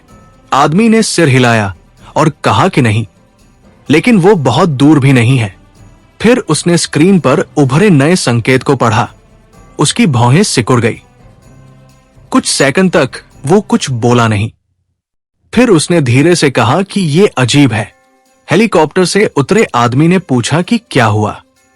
आदमी ने स्क्रीन की तरफ देखते हुए जवाब दिया कि सिग्नल इस डॉकयार्ड के नीचे नहीं है। डॉकयार्ड में खड़े कई लोग चौंक गए। उसने आगे कहा कि ये शहर के पुराने अंडरग्राउंड नेटवर्क से आ रहा है। कबीर की आंखों में हल्की चमक आई। फिर उसने धीरे से कहा कि अब तुम्हें समझ आ गया होगा कि ये जगह सिर्फ शुरुआत थी। डॉकयार्ड की हवा में अब एक नई बेचैनी घुल चुकी थी और वहां मौजूद हर आदमी को यह एहसास हो चुका था कि असली रहस्य समुद्र के किनारे खड़े इन पुराने गोदामों में नहीं, बल्कि इस शहर के नीचे छिपे उस अंधेरे नेटवर्क में छिपा हुआ है, जहां शायद बहुत सालों से कोई राज इंतजार कर रहा था। डॉकयार्ड की हवा में अब एक अजीब सी बेचैनी फैल चुकी थी। कुछ ही देर पहले तक सबकी नजरें कबीर पर टिकी थी, लेकिन अब डिजिटल डिवाइस की स्क्रीन पर चमकते संकेतों ने हर आदमी का ध्यान खींच लिया था। जब यह साफ हुआ कि सिग्नल इस डॉकयार्ड के नीचे नहीं बल्कि शहर के पुराने अंडरग्राउंड नेटवर्क से आ रहा है, तो माहौल अचानक बदल गया। समुद्र की लहरें लगातार किनारे से टकरा रही थी और उनकी आवाज उस भारी खामोशी में और भी गहरी लग रही थी। हेलीकॉप्टर से उतरा वो आदमी धीरे धीरे कुछ कदम पीछे हटकर खड़ा हो गया, जैसे वो पूरे हालात को फिर से समझने की कोशिश कर रहा हो। उसकी आंखें अब भी कबीर पर टिकी थी, लेकिन इस बार उनमें सिर्फ संदेह नहीं बल्कि गहरी सोच भी दिखाई दे रही थी। उसने धीमे स्वर में पूछा कि शहर के अंडरग्राउंड नेटवर्क का मतलब क्या है? डिवाइस पकड़े आदमी ने स्क्रीन पर उभरे संकेतों को देखते हुए कहा कि इस शहर के नीचे बहुत पुरानी सुरंगें हैं, कुछ पुराने ड्रेनेज सिस्टम, कुछ बंद पड़े मेट्रो टनल और कुछ ऐसे रास्ते जो आधिकारिक नक्शों में भी दर्ज नहीं है। अगर कोई वहां सिस्टम छुपाना चाहे तो उसे ढूंढना लगभग असंभव हो सकता है। डॉकयार्ड में खड़े कुछ लोगों ने एक दूसरे की तरफ देखा। उनमें से एक ने धीमे स्वर में कहा कि अगर वो नेटवर्क सच में एक्टिव है तो कोई न कोई उसे ऑपरेट भी कर रहा होगा। हेलीकॉप्टर से उतरे आदमी ने सिर हिलाया। उसने कहा कि बिल्कुल। फिर उसने कबीर की तरफ देखा और पूछा कि क्या तुम्हें इसके बारे में पहले से पता था? कबीर कुछ सेकंड तक चुप रहा। उसकी नजरें समुद्र की तरफ थी, जहां अंधेरे में लहरें लगातार उठ रही थी। फिर उसने धीमे स्वर में कहा कि इस शहर के नीचे बहुत कुछ छुपा हुआ है और हर चीज के बारे में जानना जरूरी नहीं होता। डॉकयार्ड में खड़े एक आदमी ने गुस्से में कहा कि यह जवाब नहीं है। कबीर ने उसकी तरफ देखा। उसकी नजरें ठंडी थी, लेकिन आवाज अब भी शांत थी। उसने कहा कि कभी कभी सवाल ही गलत होते हैं। हेलीकॉप्टर से उतरा आदमी अब और आगे बढ़ा। उसने कहा कि अगर सिस्टम सच में अंडरग्राउंड है तो हमें वहां जाना होगा। डिवाइस पकड़े आदमी ने तुरंत कहा कि यह इतना आसान नहीं होगा। अगर यह वही तकनीक है जिसके बारे में हम सोच रहे हैं तो वहां कई सुरक्षा परतें होंगी। सामने खड़ा नया आदमी, जिसने सबसे पहले डिवाइस दिखाया था, अब तक चुप था। उसने अचानक कहा कि शायद इसलिए ये इतने सालों तक छिपा रहा। सबकी नजर उसकी तरफ गई। उसने कहा कि अगर ये नेटवर्क अब भी एक्टिव है तो इसका मतलब है कि किसी ने उसे जानबूझकर बंद नहीं किया। हेलीकॉप्टर से उतरे आदमी ने पूछा कि क्यों। उसने जवाब दिया कि क्योंकि शायद किसी को उसकी जरूरत थी। डॉकयार्ड की हवा फिर तेज हो गई। पुराने गोदाम के दरवाजे की चेन हवा में हिलकर आवाज करने लगी। कबीर अब भी शांत खड़ा था, लेकिन उसकी आंखों में हल्की चमक उभरी। हेलीकॉप्टर से उतरे आदमी ने उसकी तरफ देखा और कहा कि तुम कुछ छुपा रहे हो। कबीर ने हल्की मुस्कान के साथ कहा कि हर आदमी कुछ न कुछ छुपाता है। आदमी ने कहा कि लेकिन तुम्हारे पास जवाब है। कबीर ने सिर हिलाया और कहा कि जवाब कभी इतने आसान नहीं होते। तभी डिवाइस पकड़े आदमी ने फिर कहा कि रुको। सबकी नजर फिर स्क्रीन पर टिक गई। उसने कहा कि सिग्नल अब और साफ हो रहा है। हेलीकॉप्टर से उतरे आदमी ने पूछा कि क्या तुम लोकेशन तय कर सकते हो। उसने कहा कि पूरी तरह नहीं, लेकिन दिशा मिल रही है। कुछ सेकंड तक उसने स्क्रीन को घूरते हुए गणना की। फिर उसने धीरे धीरे कहा कि यह शहर के पुराने हिस्से से आ रहा है। डॉकयार्ड में खड़े लोगों के चेहरे पर नई बेचैनी उभरी। आदमी ने आगे कहा कि बहुत पुराने अंडरग्राउंड रास्ते हैं वहां, शायद 100 साल से भी पुराने। हेलीकॉप्टर से उतरे आदमी ने तुरंत पूछा कि क्या यह किसी पुराने सरकारी नेटवर्क से जुड़ा हो सकता है। डिवाइस पकड़े आदमी ने सिर हिलाया। उसने कहा कि नहीं, यह उससे भी पुराना लगता है। कबीर की आंखों में हल्की चमक आई। फिर उसने धीरे से कहा कि अगर तुम लोग सच में उस जगह जाने की सोच रहे हो तो तुम्हें पता होना चाहिए कि वहां से लौटना हमेशा आसान नहीं होता। सामने खड़े आदमी ने हल्की मुस्कान के साथ कहा कि खतरा हमें रोकने वाला नहीं है। कबीर ने जवाब दिया कि खतरा कभी किसी को नहीं रोकता, लेकिन वो बहुत लोगों को खत्म जरूर कर देता है। डॉकयार्ड में खड़े कुछ लोग अब भी उलझन में थे। उसी समय डिवाइस से फिर एक हल्की बीप की आवाज आई। आदमी ने स्क्रीन पर नजर डाली। फिर उसने धीरे धीरे कहा कि सिग्नल अब स्थिर हो गया है। सबकी नजरें उसकी तरफ थी। उसने स्क्रीन से नजर हटाकर कहा कि और अब मुझे यकीन है। हेलीकॉप्टर से उतरे आदमी ने पूछा कि किस बात का। उसने जवाब दिया कि जिस सिस्टम को हम ढूंढ रहे हैं वो अभी भी पूरी तरह एक्टिव है। डॉकयार्ड की हवा अचानक और भारी लगने लगी और उसी पल वहां खड़े हर आदमी को यह एहसास हुआ कि अब ये सिर्फ खोज नहीं रही, ये एक ऐसी दौड़ बन चुकी थी जिसमें जो पहले उस अंडरग्राउंड नेटवर्क तक पहुंचेगा वही उस रहस्य पर कब्जा करेगा जिसके लिए इतने सालों से लोग छाया में लड़ते रहे थे। डॉकयार्ड की हवा में अब पहले से कहीं ज्यादा तनाव महसूस हो रहा था। समुद्र की लहरें लगातार किनारे से टकरा रही थी और उनकी आवाज जंग लगे क्रेन और टूटे हुए गोदामों के बीच गूंजती हुई किसी अजीब चेतावनी जैसी लग रही थी। कुछ ही पलों पहले डिजिटल डिवाइस की स्क्रीन पर उभरे संकेतों ने वहां मौजूद हर आदमी के मन में एक ही बात साफ कर दी थी। जिस चीज के लिए वे सब इतने समय से लड़ रहे थे वो अभी भी कहीं मौजूद है और पूरी तरह सक्रिय है। इसका मतलब था कि खेल अभी खत्म नहीं हुआ, बल्कि शायद असली खेल अब शुरू होने वाला था। हेलीकॉप्टर से उतरा वो आदमी अब पूरी तरह गंभीर दिखाई दे रहा था।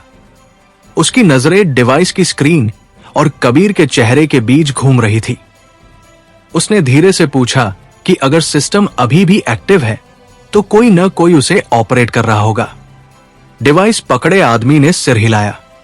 उसने कहा कि यही सबसे बड़ी बात है। अगर नेटवर्क इतने सालों तक जिंदा रहा है तो इसका मतलब है कि कोई उसे लगातार मेंटेन कर रहा है। डॉकयार्ड में खड़े कुछ लोगों ने एक दूसरे की तरफ देखा। उनमें से एक आदमी ने धीरे से कहा कि इसका मतलब है कि हम अकेले नहीं हैं। कबीर ने यह सब चुपचाप सुना। उसकी नजरें समुद्र की तरफ थी, लेकिन उसका ध्यान पूरी तरह बातचीत पर था। कुछ सेकंड बाद उसने धीमे स्वर में कहा कि तुम लोग अब भी ये समझ नहीं पा रहे कि ये सिर्फ कोई डेटा सिस्टम नहीं है। हेलीकॉप्टर से उतरे आदमी ने पूछा कि फिर ये क्या है। कबीर ने उसकी तरफ देखा। उसकी आंखों में अब एक गहरी गंभीरता थी। उसने कहा कि ये एक सुरक्षा तंत्र है। डॉकयार्ड में कुछ पल के लिए सन्नाटा छा गया। सामने खड़े आदमी ने कहा कि किसकी सुरक्षा। कबीर ने जवाब दिया कि उसी चीज की जिसके लिए यह पूरा मिशन किया गया था। डिवाइस पकड़े आदमी ने स्क्रीन को फिर देखा और कहा कि अगर यह सुरक्षा तंत्र है तो इसका मतलब है कि असली डेटा उससे भी ज्यादा सुरक्षित जगह पर होगा। हेलीकॉप्टर से उतरे आदमी की आंखों में हल्की चमक आई। उसने कहा कि और शायद यही वजह है कि हमें इतने सालों तक कुछ नहीं मिला। डॉकयार्ड में खड़े कुछ लोग अब भी पूरी तरह उलझन में थे। उनमें से एक आदमी ने गुस्से में कहा कि हमें यह सब सुनने के लिए यहां नहीं बुलाया गया था। अगर तुम्हें पता है कि सिस्टम कहाँ है तो हमें सीधे वहां ले चलो। कबीर ने उसकी तरफ देखा। उसकी नजरें शांत थी, लेकिन उनमें एक अजीब सी ठंडक भी थी। उसने कहा कि अगर मैं तुम्हें वहां ले जाऊं तो तुम में से बहुत लोग वापस नहीं लौटेंगे। आदमी ने हंसते हुए कहा कि हमें डराने की कोशिश मत करो। कबीर ने जवाब नहीं दिया। हेलीकॉप्टर से उतरा आदमी धीरे धीरे कुछ कदम आगे आया। उसने कहा कि अगर वो नेटवर्क शहर के नीचे है तो हमें जल्द से जल्द वहां पहुंचना होगा। डिवाइस पकड़े आदमी ने कहा कि सिग्नल अभी स्थिर है, लेकिन ये ज्यादा देर तक एक ही जगह नहीं रहेगा। ऐसा लग रहा है जैसे सिस्टम लगातार अपनी लोकेशन बदल रहा है। डॉकयार्ड में खड़े कुछ लोगों के चेहरे पर हैरानी उभरी। एक आदमी ने पूछा कि क्या कोई नेटवर्क अपनी लोकेशन बदल सकता है। डिवाइस पकड़े आदमी ने कहा कि अगर ये एआई आधारित सिस्टम है तो हाँ। ये सुनते ही वहां मौजूद कई लोग एकदम चुप हो गए। हेलीकॉप्टर से उतरे आदमी ने धीरे से कहा कि इसका मतलब है कि सिस्टम खुद को छिपा रहा है। कबीर ने हल्की आवाज में कहा कि वो हमेशा से ऐसा ही करता आया है। सबकी नजरें फिर उसकी तरफ मुड़ गई। सामने खड़ा आदमी बोला कि तो तुम्हें इसके बारे में सब कुछ पता है।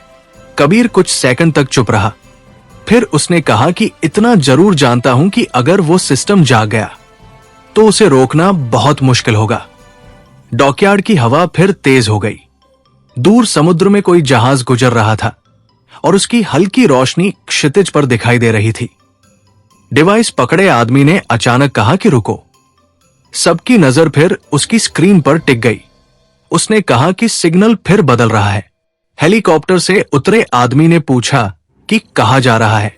उसने कुछ सेकंड तक स्क्रीन को घूरते हुए कहा कि ये शहर के पुराने औद्योगिक इलाके की तरफ जा रहा है। कबीर की आंखों में हल्की चमक आई। फिर उसने धीमे स्वर में कहा कि अगर सिग्नल सच में वहां जा रहा है तो इसका मतलब है कि सिस्टम खुद को शिफ्ट कर रहा है। हेलीकॉप्टर से उतरे आदमी ने तुरंत कहा कि हमें अभी निकलना होगा। डॉकयार्ड में खड़े कुछ लोग तुरंत अपनी गाड़ियों की तरफ बढ़ने लगे।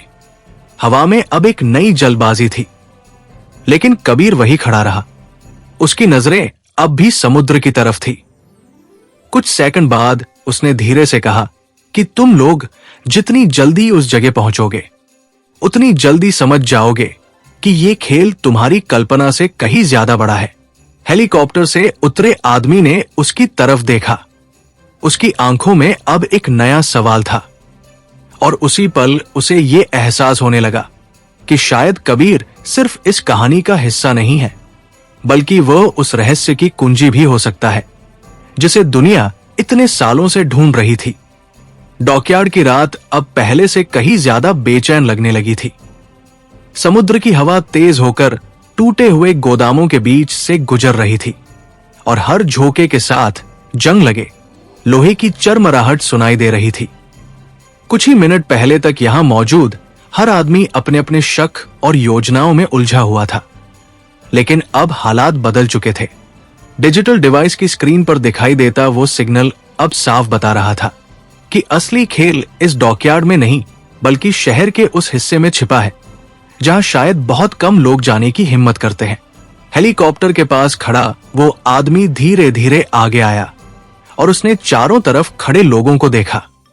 उसके चेहरे पर वही ठंडा आत्मविश्वास था जो किसी ऐसे इंसान में होता है जिसने जिंदगी में बहुत कुछ देखा हो और अब किसी भी स्थिति से घबराने की जरूरत महसूस न करता हो। उसने धीमे स्वर में कहा कि अगर सिग्नल सच में उस पुराने औद्योगिक इलाके से आ रहा है तो हमें देर नहीं करनी चाहिए। समय हमारे खिलाफ भी जा सकता है। डिवाइस पकड़े आदमी ने स्क्रीन पर फिर नजर डाली। कुछ सेकंड तक वो चुप रहा, जैसे वो सिग्नल की स्थिरता को समझने की कोशिश कर रहा हो। फिर उसने धीरे से कहा कि सिग्नल अभी भी मूव कर रहा है, लेकिन दिशा वही है। अगर हम अभी निकले तो शायद हम उस स्रोत के करीब पहुंच सकते हैं। डॉकयार्ड में खड़े कई लोगों ने तुरंत अपनी गाड़ियों की तरफ देखा। उनमें बेचैनी साफ दिखाई दे रही थी। इतने सालों की तलाश के बाद अगर सच में सिस्टम का स्रोत सामने आने वाला था तो कोई भी पीछे नहीं रहना चाहता था। लेकिन उस हलचल के बीच कबीर अब भी वही खड़ा था। उसकी आंखें समुद्र की तरफ थी, जैसे वह इस पूरी बातचीत को किसी दूरी से देख रहा हो। हेलीकॉप्टर से उतरे आदमी ने यह बात नोटिस की और धीरे धीरे उसकी तरफ बढ़ा। उसने कहा कि तुम नहीं चलोगे?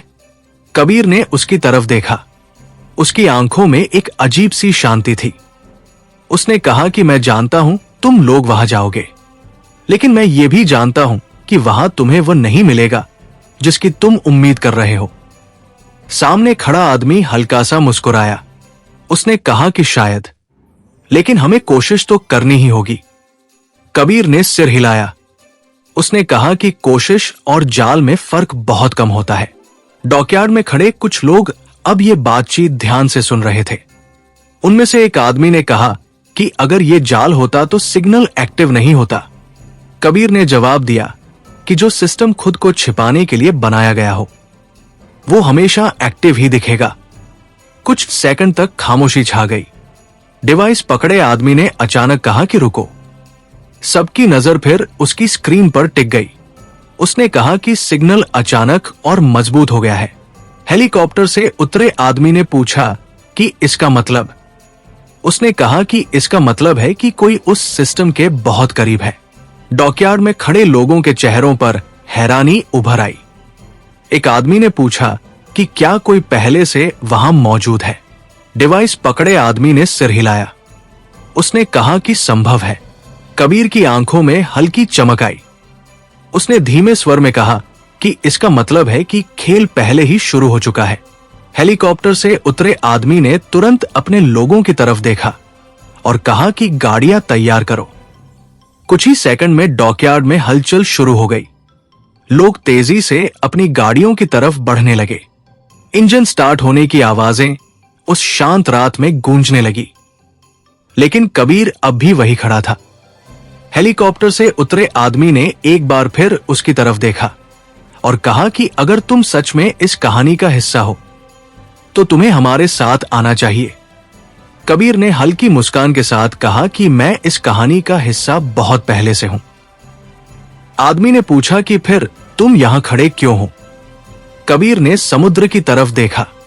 दूर लहरों की सफेद झाग अंधेरे में चमक रही थी। फिर उसने धीरे से कहा कि क्योंकि कभी कभी असली खतरा उस जगह पर नहीं होता जहां लोग उसे ढूंढ रहे होते हैं। हेलीकॉप्टर से उतरे आदमी ने कुछ सेकंड तक उसे देखा। फिर उसने बिना कुछ कहे सिर हिलाया और अपनी गाड़ी की तरफ बढ़ गया।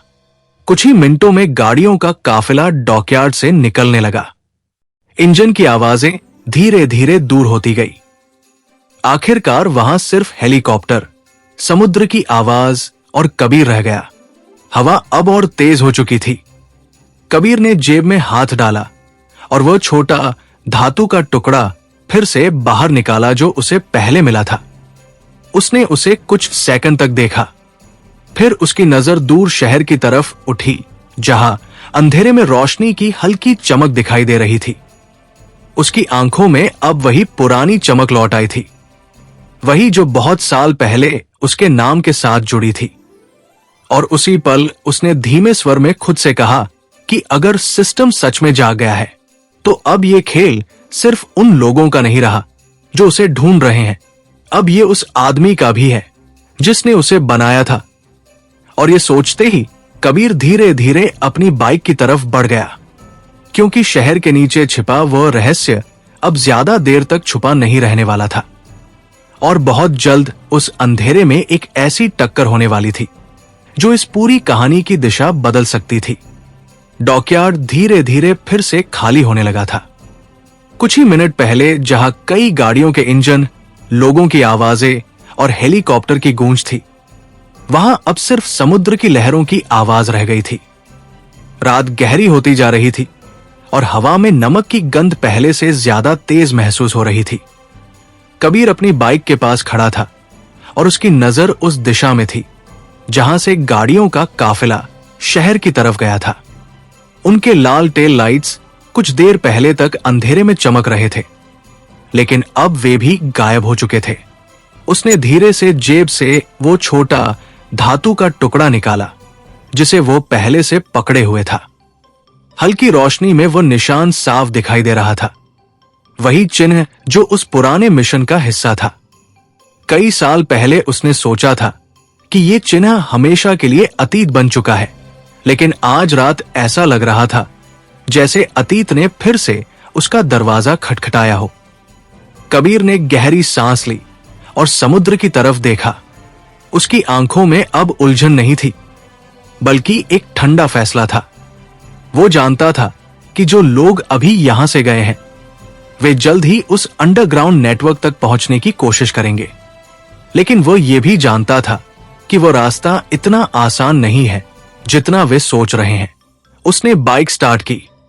इंजन की आवाज उस खामोश डॉकयार्ड में थोड़ी देर तक गूंजती रही, फिर वो धीरे धीरे सड़क की तरफ बढ़ गया। जैसे ही वो डॉकयार्ड के गेट से बाहर निकला, शहर की हल्की रोशनी सामने दिखाई देने लगी। दूर इमारतों की खिड़कियों से निकलती रोशनी अंधेरे में छोटे छोटे सितारों की तरह चमक रही थी। सड़क लगभग खाली थी। देर रात का समय था और इस इलाके में वैसे भी ज्यादा आवाजाही नहीं होती थी। कबीर ने बाइक की रफ्तार बढ़ा दी। हवा उसके चेहरे से टकरा रही थी, लेकिन उसका ध्यान पूरी तरह आगे था। उसके दिमाग में कई बातें एक साथ चल रही थी। वो जानता था कि अगर सिग्नल सच में शहर के पुराने औद्योगिक इलाके से आ रहा है, तो इसका मतलब है कि सिस्टम ने खुद को पुराने अंडरग्राउंड नेटवर्क में शिफ्ट कर लिया है। वो नेटवर्क बहुत पुराना था, कुछ हिस्से शायद 100 साल पुराने। वहां सुरंगें थी, बंद पड़े रास्ते थे और ऐसे कई हिस्से थे जिनके बारे में आज की सरकारों को भी पूरी जानकारी नहीं थी। कुछ मिनट बाद शहर की सड़कें घनी होने लगी। दूर ट्रैफिक लाइट की लाल रोशनी दिखाई दी। कबीर ने बाइक धीमी की और चौराहे पर आकर रुक गया। रात के उस समय भी कुछ गाड़ियां गुजर रही थी। उसने एक पल के लिए चारों तरफ नजर दौड़ाई। सब कुछ सामान्य लग रहा था, लेकिन उसके भीतर एक अजीब सी बेचैनी थी। उसी समय उसका फोन वाइब्रेट हुआ। उसने बाइक का हैंडल संभालते हुए जेब से फोन निकाला। स्क्रीन पर कोई अनजान नंबर चमक रहा था। कबीर ने कुछ सेकंड तक स्क्रीन को देखा, फिर कॉल रिसीव कर ली। कुछ पल तक दूसरी तरफ से कोई आवाज नहीं आई। फिर एक धीमी ठंडी आवाज सुनाई दी, तुम अभी भी देर कर रहे हो। कबीर की आंखें हल्की सिकुड़ गई। उसने शांत स्वर में पूछा, कौन? दूसरी तरफ हल्की हंसी सुनाई दी, तुम मुझे पहचानते हो? बस नाम याद नहीं आ रहा। कबीर कुछ सेकंड तक चुप रहा। उसकी नजर सड़क पर थी, लेकिन उसका ध्यान पूरी तरह फोन पर था। फिर उसने धीरे से कहा, अगर तुम वही हो जो मैं सोच रहा हूं, तो तुम्हें यह भी पता होगा कि मैं देर नहीं करता। दूसरी तरफ से जवाब आया, तुम पहले करते थे, लेकिन अब हालात बदल चुके हैं। सिग्नल हरा हो गया। पीछे खड़ी एक कार ने हल्का हॉर्न दिया। कबीर ने बाइक आगे बढ़ा दी। फोन पर आवाज फिर बोली, वे लोग उस जगह की तरफ जा रहे हैं जहां उन्हें लगता है कि सिस्टम है। कबीर ने कहा, उन्हें लगता है, लेकिन उन्हें पता नहीं। आवाज कुछ सेकंड के लिए चुप हो गई। फिर उसने धीरे से कहा, सिस्टम जाग चुका है। कबीर की आंखों में हल्की चमक आई। उसने पूछा, कितनी देर पहले? दूसरी तरफ से जवाब आया, अभी कुछ ही मिनट हुए हैं। कबीर ने बाइक की स्पीड बढ़ा दी। उसने पूछा, तुम कहाँ हो? फोन पर आवाज ने हल्की हंसी के साथ कहा, वही जहां से ये सब शुरू हुआ था। कबीर कुछ पल के लिए चुप रहा। फिर उसने धीमे स्वर में कहा, अगर तुम सच बोल रहे हो तो इसका मतलब है कि अब समय बहुत कम है। आवाज ने कहा, तुम्हें जल्दी करनी होगी। कॉल अचानक कट गई। कबीर ने फोन वापस जेब में रखा। अब उसकी बाइक की रफ्तार पहले से ज्यादा तेज थी। शहर की सड़कों की रोशनी तेजी से पीछे छूट रही थी। उसके दिमाग में अब एक ही बात घूम रही थी, अगर सिस्टम सच में एक्टिव हो चुका है तो इसका मतलब है कि कोई उसे एक्सेस करने की कोशिश कर रहा है, और अगर ऐसा हुआ तो जो कुछ सालों पहले शुरू हुआ था वो अब पूरी तरह खुलने वाला था। कबीर ने सामने फैले शहर की तरफ देखा। उसकी आंखों में अब वही ठंडी दृढ़ता थी, क्योंकि वो जानता था कि बहुत जल्द उसे फिर से उसी अंधेरे में उतरना होगा जिसे उसने बहुत साल पहले पीछे छोड़ दिया था। शहर की रात अब पूरी तरह जाग चुकी थी। सड़कों पर हल्की हल्की ट्रैफिक लाइट्स चमक रही थी और कहीं कहीं देर रात तक खुले रहने वाले ढाबों और दुकानों से रोशनी बाहर फैल रही थी। लेकिन इन सामान्य आवाजों और रोशनी के बीच कबीर की बाइक तेजी से आगे बढ़ती जा रही थी। उसके चेहरे पर हवा लगातार टकरा रही थी, लेकिन उसकी नजरें पूरी तरह सड़क पर टिकी हुई थी। फोन पर आई वो छोटी सी कॉल उसके दिमाग में बार बार गूंज रही थी। सिस्टम जाग चुका है। कबीर ने हल्का सा ब्रेक लगाया और एक सुनसान सड़क पर बाइक मोड़ दी। यह रास्ता शहर के पुराने हिस्से की तरफ जाता था। यहां इमारतें नई नहीं थी, बल्कि कई जगह तो दीवारों पर सालों पुराना पेंट भी उखड़ चुका था। कुछ जगहों पर पुरानी फैक्ट्रियों के बोर्ड अब भी लगे हुए थे, लेकिन उनमें से ज्यादातर बंद पड़े थे। रात के उस समय यहां लगभग सन्नाटा था। कबीर की बाइक एक पुराने पुल के पास जाकर धीमी हो गई। उसने चारों तरफ नजर दौड़ाई। दूर कहीं कुत्तों के भौंकने की आवाज आ रही थी और एक टूटी हुई स्ट्रीट लाइट टिमटिमा रही थी। उसने बाइक रोक दी। इंजन बंद होते ही आसपास की खामोशी और गहरी लगने लगी। कबीर कुछ सेकंड तक वही खड़ा रहा। फिर उसने जेब से फोन निकाला और स्क्रीन देखी। वही अनजान नंबर अब कॉल हिस्ट्री में दिखाई दे रहा था। लेकिन जब उसने वापस कॉल करने की कोशिश की तो फोन सीधा बंद नेटवर्क दिखाने लगा। उसने हल्की सी सांस छोड़ी और फोन वापस जेब में रख लिया। उसे समझ में आ गया था कि यह कॉल ट्रेस नहीं की जा सकती। कबीर ने पुल के नीचे की तरफ देखा। वहां एक संकरी सड़क जाती थी जो पुराने औद्योगिक इलाके के पास खत्म होती थी। वो इलाका कई साल पहले बंद हो चुका था, लेकिन उसके नीचे फैली सुरंगों के बारे में बहुत कम लोग जानते थे। उसने धीरे से बाइक फिर स्टार्ट की और पुल के नीचे उतर गया। सड़क अब और भी सुनसान हो गई थी। दोनों तरफ जंग लगी फैक्ट्री की दीवारें थी और बीच बीच में टूटे हुए गेट दिखाई दे रहे थे। कुछ जगहों पर पुराने ट्रक खड़े थे जो शायद सालों से वहीं पड़े थे। कबीर की बाइक एक बड़े लोहे के गेट के सामने आकर रुक गई। गेट आधा खुला हुआ था। उसने कुछ सेकंड तक उसे देखा, फिर बाइक अंदर ले गया। ये जगह कभी एक बड़ी मशीनरी फैक्ट्री हुआ करती थी। अब यहां सिर्फ खाली शेड, जंग लगे पाइप और टूटी हुई मशीनें बची थी। चांद की हल्की रोशनी टिन की छतों पर पड़कर अजीब सी चमक पैदा कर रही थी। कबीर ने बाइक एक कोने में खड़ी की और धीरे धीरे आगे बढ़ने लगा। उसके कदमों की आवाज उस खाली फैक्ट्री में गूंज रही थी। कुछ ही दूर जाकर वो एक बड़े हॉल में पहुंचा, जहां जमीन के बीचों बीच एक पुराना लोहे का ढक्कन लगा हुआ था। उसने कुछ सेकंड तक उसे देखा, फिर धीरे से उस ढक्कन के पास झुका। उसने हाथ से उस पर जमी धूल हटाई। नीचे एक छोटा सा चिन्ह दिखाई दिया। कबीर की आंखों में हल्की चमक उभरी। वो वही चिन्ह था, वही चिन्ह जो उस मिशन से जुड़ा था। कबीर कुछ पल तक उसे देखता रहा, फिर उसने दोनों हाथों से उस ढक्कन को पकड़ा और धीरे धीरे उठाने लगा। लोहे की भारी आवाज गूंजते हुए पूरे हॉल में फैल गई। ढक्कन हटते ही नीचे अंधेरे में जाती एक गोल सीढ़ी दिखाई दी। नीचे से ठंडी हवा ऊपर आ रही थी। कबीर कुछ सेकंड तक खड़ा रहा, फिर उसने जेब से एक छोटा टॉर्च निकाला और उसे ऑन किया। हल्की रोशनी नीचे की सीढ़ियों पर पड़ी।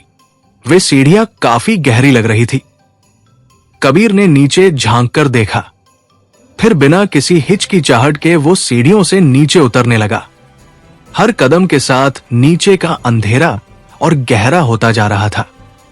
कुछ देर बाद वो नीचे पहुंच गया। ये एक लंबी सुरंग थी। दीवारों पर पुराने पाइप लगे हुए थे और कुछ जगहों पर टिमटिमाती पीली लाइटें जल रही थी। ऐसा लग रहा था जैसे ये जगह पूरी तरह छोड़ी नहीं गई हो।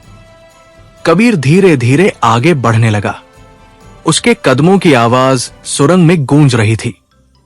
कुछ मीटर आगे जाने के बाद उसने दूर हल्की रोशनी देखी। वो तुरंत रुक गया। उसने टॉर्च बंद कर दी। अब वो अंधेरे में खड़ा था। दूर से किसी मशीन के चलने की धीमी आवाज आ रही थी। कबीर ने धीरे धीरे उस दिशा में कदम बढ़ाए। जैसे जैसे वो करीब आया, रोशनी साफ दिखाई देने लगी। सुरंग एक बड़े कमरे में खुल रही थी। कमरे के अंदर कई पुराने सर्वर जैसे उपकरण लगे हुए थे। उनमें से कुछ की स्क्रीन जल रही थी और उन्हीं स्क्रीन के सामने एक आदमी खड़ा था। उसकी पीठ कबीर की तरफ थी। वो किसी सिस्टम पर काम कर रहा था। कबीर कुछ सेकंड तक वही खड़ा रहा। फिर उसने धीमे स्वर में कहा, तो तुम सच में यहां हो? कमरे में खड़ा आदमी धीरे धीरे मुड़ा। रोशनी उसके चेहरे पर पड़ी और उसी पल कबीर की आंखों में एक अजीब सी चमक उभरी, क्योंकि वह चेहरा अतीत का एक ऐसा हिस्सा था जिसे वो बहुत साल पहले खत्म समझ चुका था। सुरंग के उस बड़े कमरे में अचानक छा गई खामोशी किसी भारी तूफान से पहले की शांति जैसी लग रही थी। कमरे में लगी पुरानी मशीनों की हल्की गूंज और सर्वर की लगातार चलती ठंडी हवा उस सन्नाटे को और गहरा बना रही थी। सामने खड़ा वो आदमी धीरे धीरे पूरी तरह कबीर की तरफ मुड़ा। ऊपर लगी पीली टिमटिमाती लाइट उसके चेहरे पर पड़ रही थी, जिससे उसके चेहरे के आधे हिस्से पर रोशनी और आधे पर अंधेरा था। कुछ पल तक दोनों बस एक दूसरे को देखते रहे। कबीर की आंखों में जो हल्की सी चमक आई थी, वो अब धीरे धीरे एक ठंडी गंभीरता में बदल रही थी। उसने उस आदमी को पहचान लिया था। ये वही चेहरा था जिसे उसने बहुत साल पहले पीछे छोड़ दिया था, या शायद वो समझता था कि छोड़ दिया है। सामने खड़े आदमी ने हल्की मुस्कान के साथ कहा, मुझे पता था कि तुम यहां तक पहुंच ही जाओगे। उसकी आवाज में अजीब सा आत्मविश्वास था, जैसे वो इस पल का काफी समय से इंतजार कर रहा हो। कबीर कुछ कदम आगे बढ़ा। उसकी नजरें कमरे के चारों तरफ घूमी। कई पुराने सर्वर रैक में लगे हुए थे।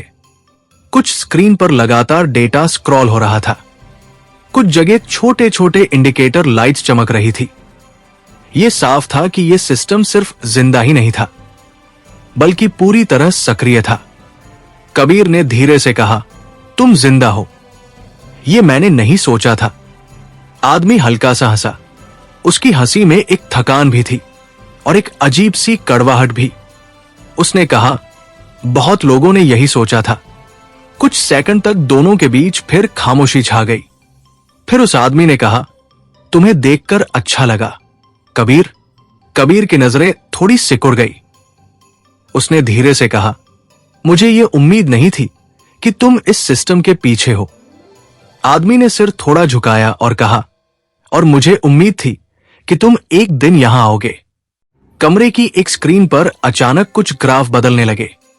नीली रोशनी पूरे कमरे में हल्की चमक पैदा कर रही थी। कबीर ने उस स्क्रीन की तरफ देखा और पूछा, तुमने इसे एक्टिव क्यों किया? आदमी कुछ पल चुप रहा। फिर उसने धीरे धीरे सर्वर की तरफ देखा और कहा, क्योंकि समय आ गया था। कबीर ने पूछा, किस चीज का समय? आदमी ने उसकी तरफ देखा। उसकी आंखों में अब पहले वाली मुस्कान नहीं थी। उसने कहा, सच सामने आने का। कबीर कुछ सेकंड तक उसे देखता रहा। फिर उसने धीरे से कहा, तुम जानते हो कि यह सिस्टम कितना खतरनाक है? आदमी ने जवाब दिया, हां, शायद तुमसे ज्यादा। कबीर ने सिर हिलाया। उसने कहा, अगर बाहर के लोग यहां पहुंच गए तो वे इसे अपने हाथ में लेने की कोशिश करेंगे। आदमी ने हल्का सा कंधे उचकाया और कहा, वे कोशिश करेंगे लेकिन सफल नहीं होंगे। कबीर की नजरें अब फिर कमरे में घूम रही थी। उसने धीरे से पूछा, तुमने इसे इतने सालों तक छुपाकर कैसे रखा? आदमी ने कुछ सेकंड तक चुप रहकर जवाब दिया, क्योंकि किसी को पता ही नहीं था कि असली सिस्टम कहाँ है। कबीर ने कहा, और अब? आदमी ने धीरे से मुस्कुराते हुए कहा, अब उन्हें पता चल जाएगा। कबीर की आंखों में हल्की चमक आई। उसने कहा, तुम ये सब जानबूझ कर रहे हो? आदमी ने सिर हिलाया। उसने कहा, हां। कमरे की स्क्रीन पर अचानक एक और चेतावनी चमकी। लाल रंग की एक लाइन स्क्रीन के कोने में दिखाई दी। कबीर ने तुरंत स्क्रीन की तरफ देखा। उसने पूछा, यह क्या है? आदमी ने स्क्रीन की तरफ देखा और धीमे स्वर में कहा, वे लोग आ गए हैं। कबीर की आंखों में हल्की चमक आई। उसने पूछा, इतनी जल्दी? आदमी ने कहा, मैंने कहा था ना, सिस्टम एक्टिव होते ही सबको पता चल जाएगा। कबीर ने गहरी सांस ली। कमरे में लगे मॉनिटर पर अब एक छोटा सा मैप दिखाई दे रहा था। उसमें शहर का नक्शा था और कुछ लाल बिंदु तेजी से एक जगह की तरफ बढ़ रहे थे। कबीर ने स्क्रीन को ध्यान से देखा। उसने कहा, वे सुरंगों के रास्ते आ रहे हैं। आदमी ने सिर हिलाया। उसने कहा, हां, और वे अकेले नहीं हैं। कमरे में कुछ सेकंड तक फिर सन्नाटा छा गया। फिर कबीर ने धीरे से कहा, अगर वे यहां पहुंच गए तो ये जगह युद्ध का मैदान बन जाएगी। आदमी ने शांत स्वर में जवाब दिया, शायद यही होना चाहिए। कबीर ने उसकी तरफ देखा। उसकी आंखों में अब एक गहरी गंभीरता थी। उसने पूछा, तुम आखिर करना क्या चाहते हो? आदमी ने धीरे धीरे एक कुर्सी खींचकर उस पर बैठते हुए कहा, मैं चाहता हूं कि दुनिया सच देखे। कबीर ने पूछा, कौन सा सच? आदमी ने स्क्रीन की तरफ इशारा किया जहां डेटा लगातार बढ़ रहा था। उसने कहा, वही सच जिसके लिए यह सिस्टम बनाया गया था। कमरे की लाइट हल्की सी झिलमिलाई। दूर सुरंग के भीतर कहीं धातु के टकराने की आवाज गूंजी। कबीर की नजर तुरंत उस दिशा में गई। आदमी ने भी आवाज सुनी। फिर उसने हल्की मुस्कान के साथ कहा, लगता है हमारे मेहमान आ गए। सुरंग के उस बड़े कमरे में कुछ सेकंड के लिए ऐसी खामोशी छा गई थी जिसमें सिर्फ मशीनों की धीमी गूंज सुनाई दे रही थी। सर्वर रैक के अंदर घूमते कूलिंग फैन लगातार हवा को काटते हुए एक स्थिर आवाज पैदा कर रहे थे और स्क्रीन पर बहता डेटा कमरे की दीवारों पर नीली रोशनी की परछाइयां डाल रहा था। लेकिन उस शांत माहौल के बीच सुरंग के भीतर से आती धातु के टकराने की आवाज ने साफ संकेत दे दिया था कि समय अब तेजी से बदलने वाला है। कबीर की नजर तुरंत उस अंधेरी सुरंग की तरफ चली गई जहां से आवाज आई थी। उसने कुछ सेकंड तक ध्यान से सुनने की कोशिश की। फिर उसने धीमे स्वर में कहा, वे लोग उम्मीद से जल्दी पहुंच गए। सामने कुर्सी पर बैठा आदमी हल्का सा मुस्कुराया। उसके चेहरे पर किसी तरह की घबराहट नहीं थी, बल्कि ऐसा लग रहा था जैसे वो इस पल की तैयारी पहले से कर चुका हो। उसने कहा, मैंने कहा था ना, सिस्टम एक्टिव होते ही हर कोई दौड़ पड़ेगा। कबीर ने कमरे की एक स्क्रीन की तरफ देखा। उस पर बने डिजिटल मैप में लाल बिंदु अब और भी करीब दिखाई दे रहे थे। वे तेजी से उस स्थान की तरफ बढ़ रहे थे जहां ये अंडरग्राउंड कंट्रोल रूम मौजूद था।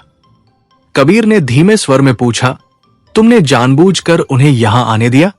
आदमी ने कुर्सी पर थोड़ा पीछे झुकते हुए कहा, अगर सच को छुपाकर रखा जाए तो उसका कोई मतलब नहीं रहता। कबीर की आंखों में हल्की चमक आई।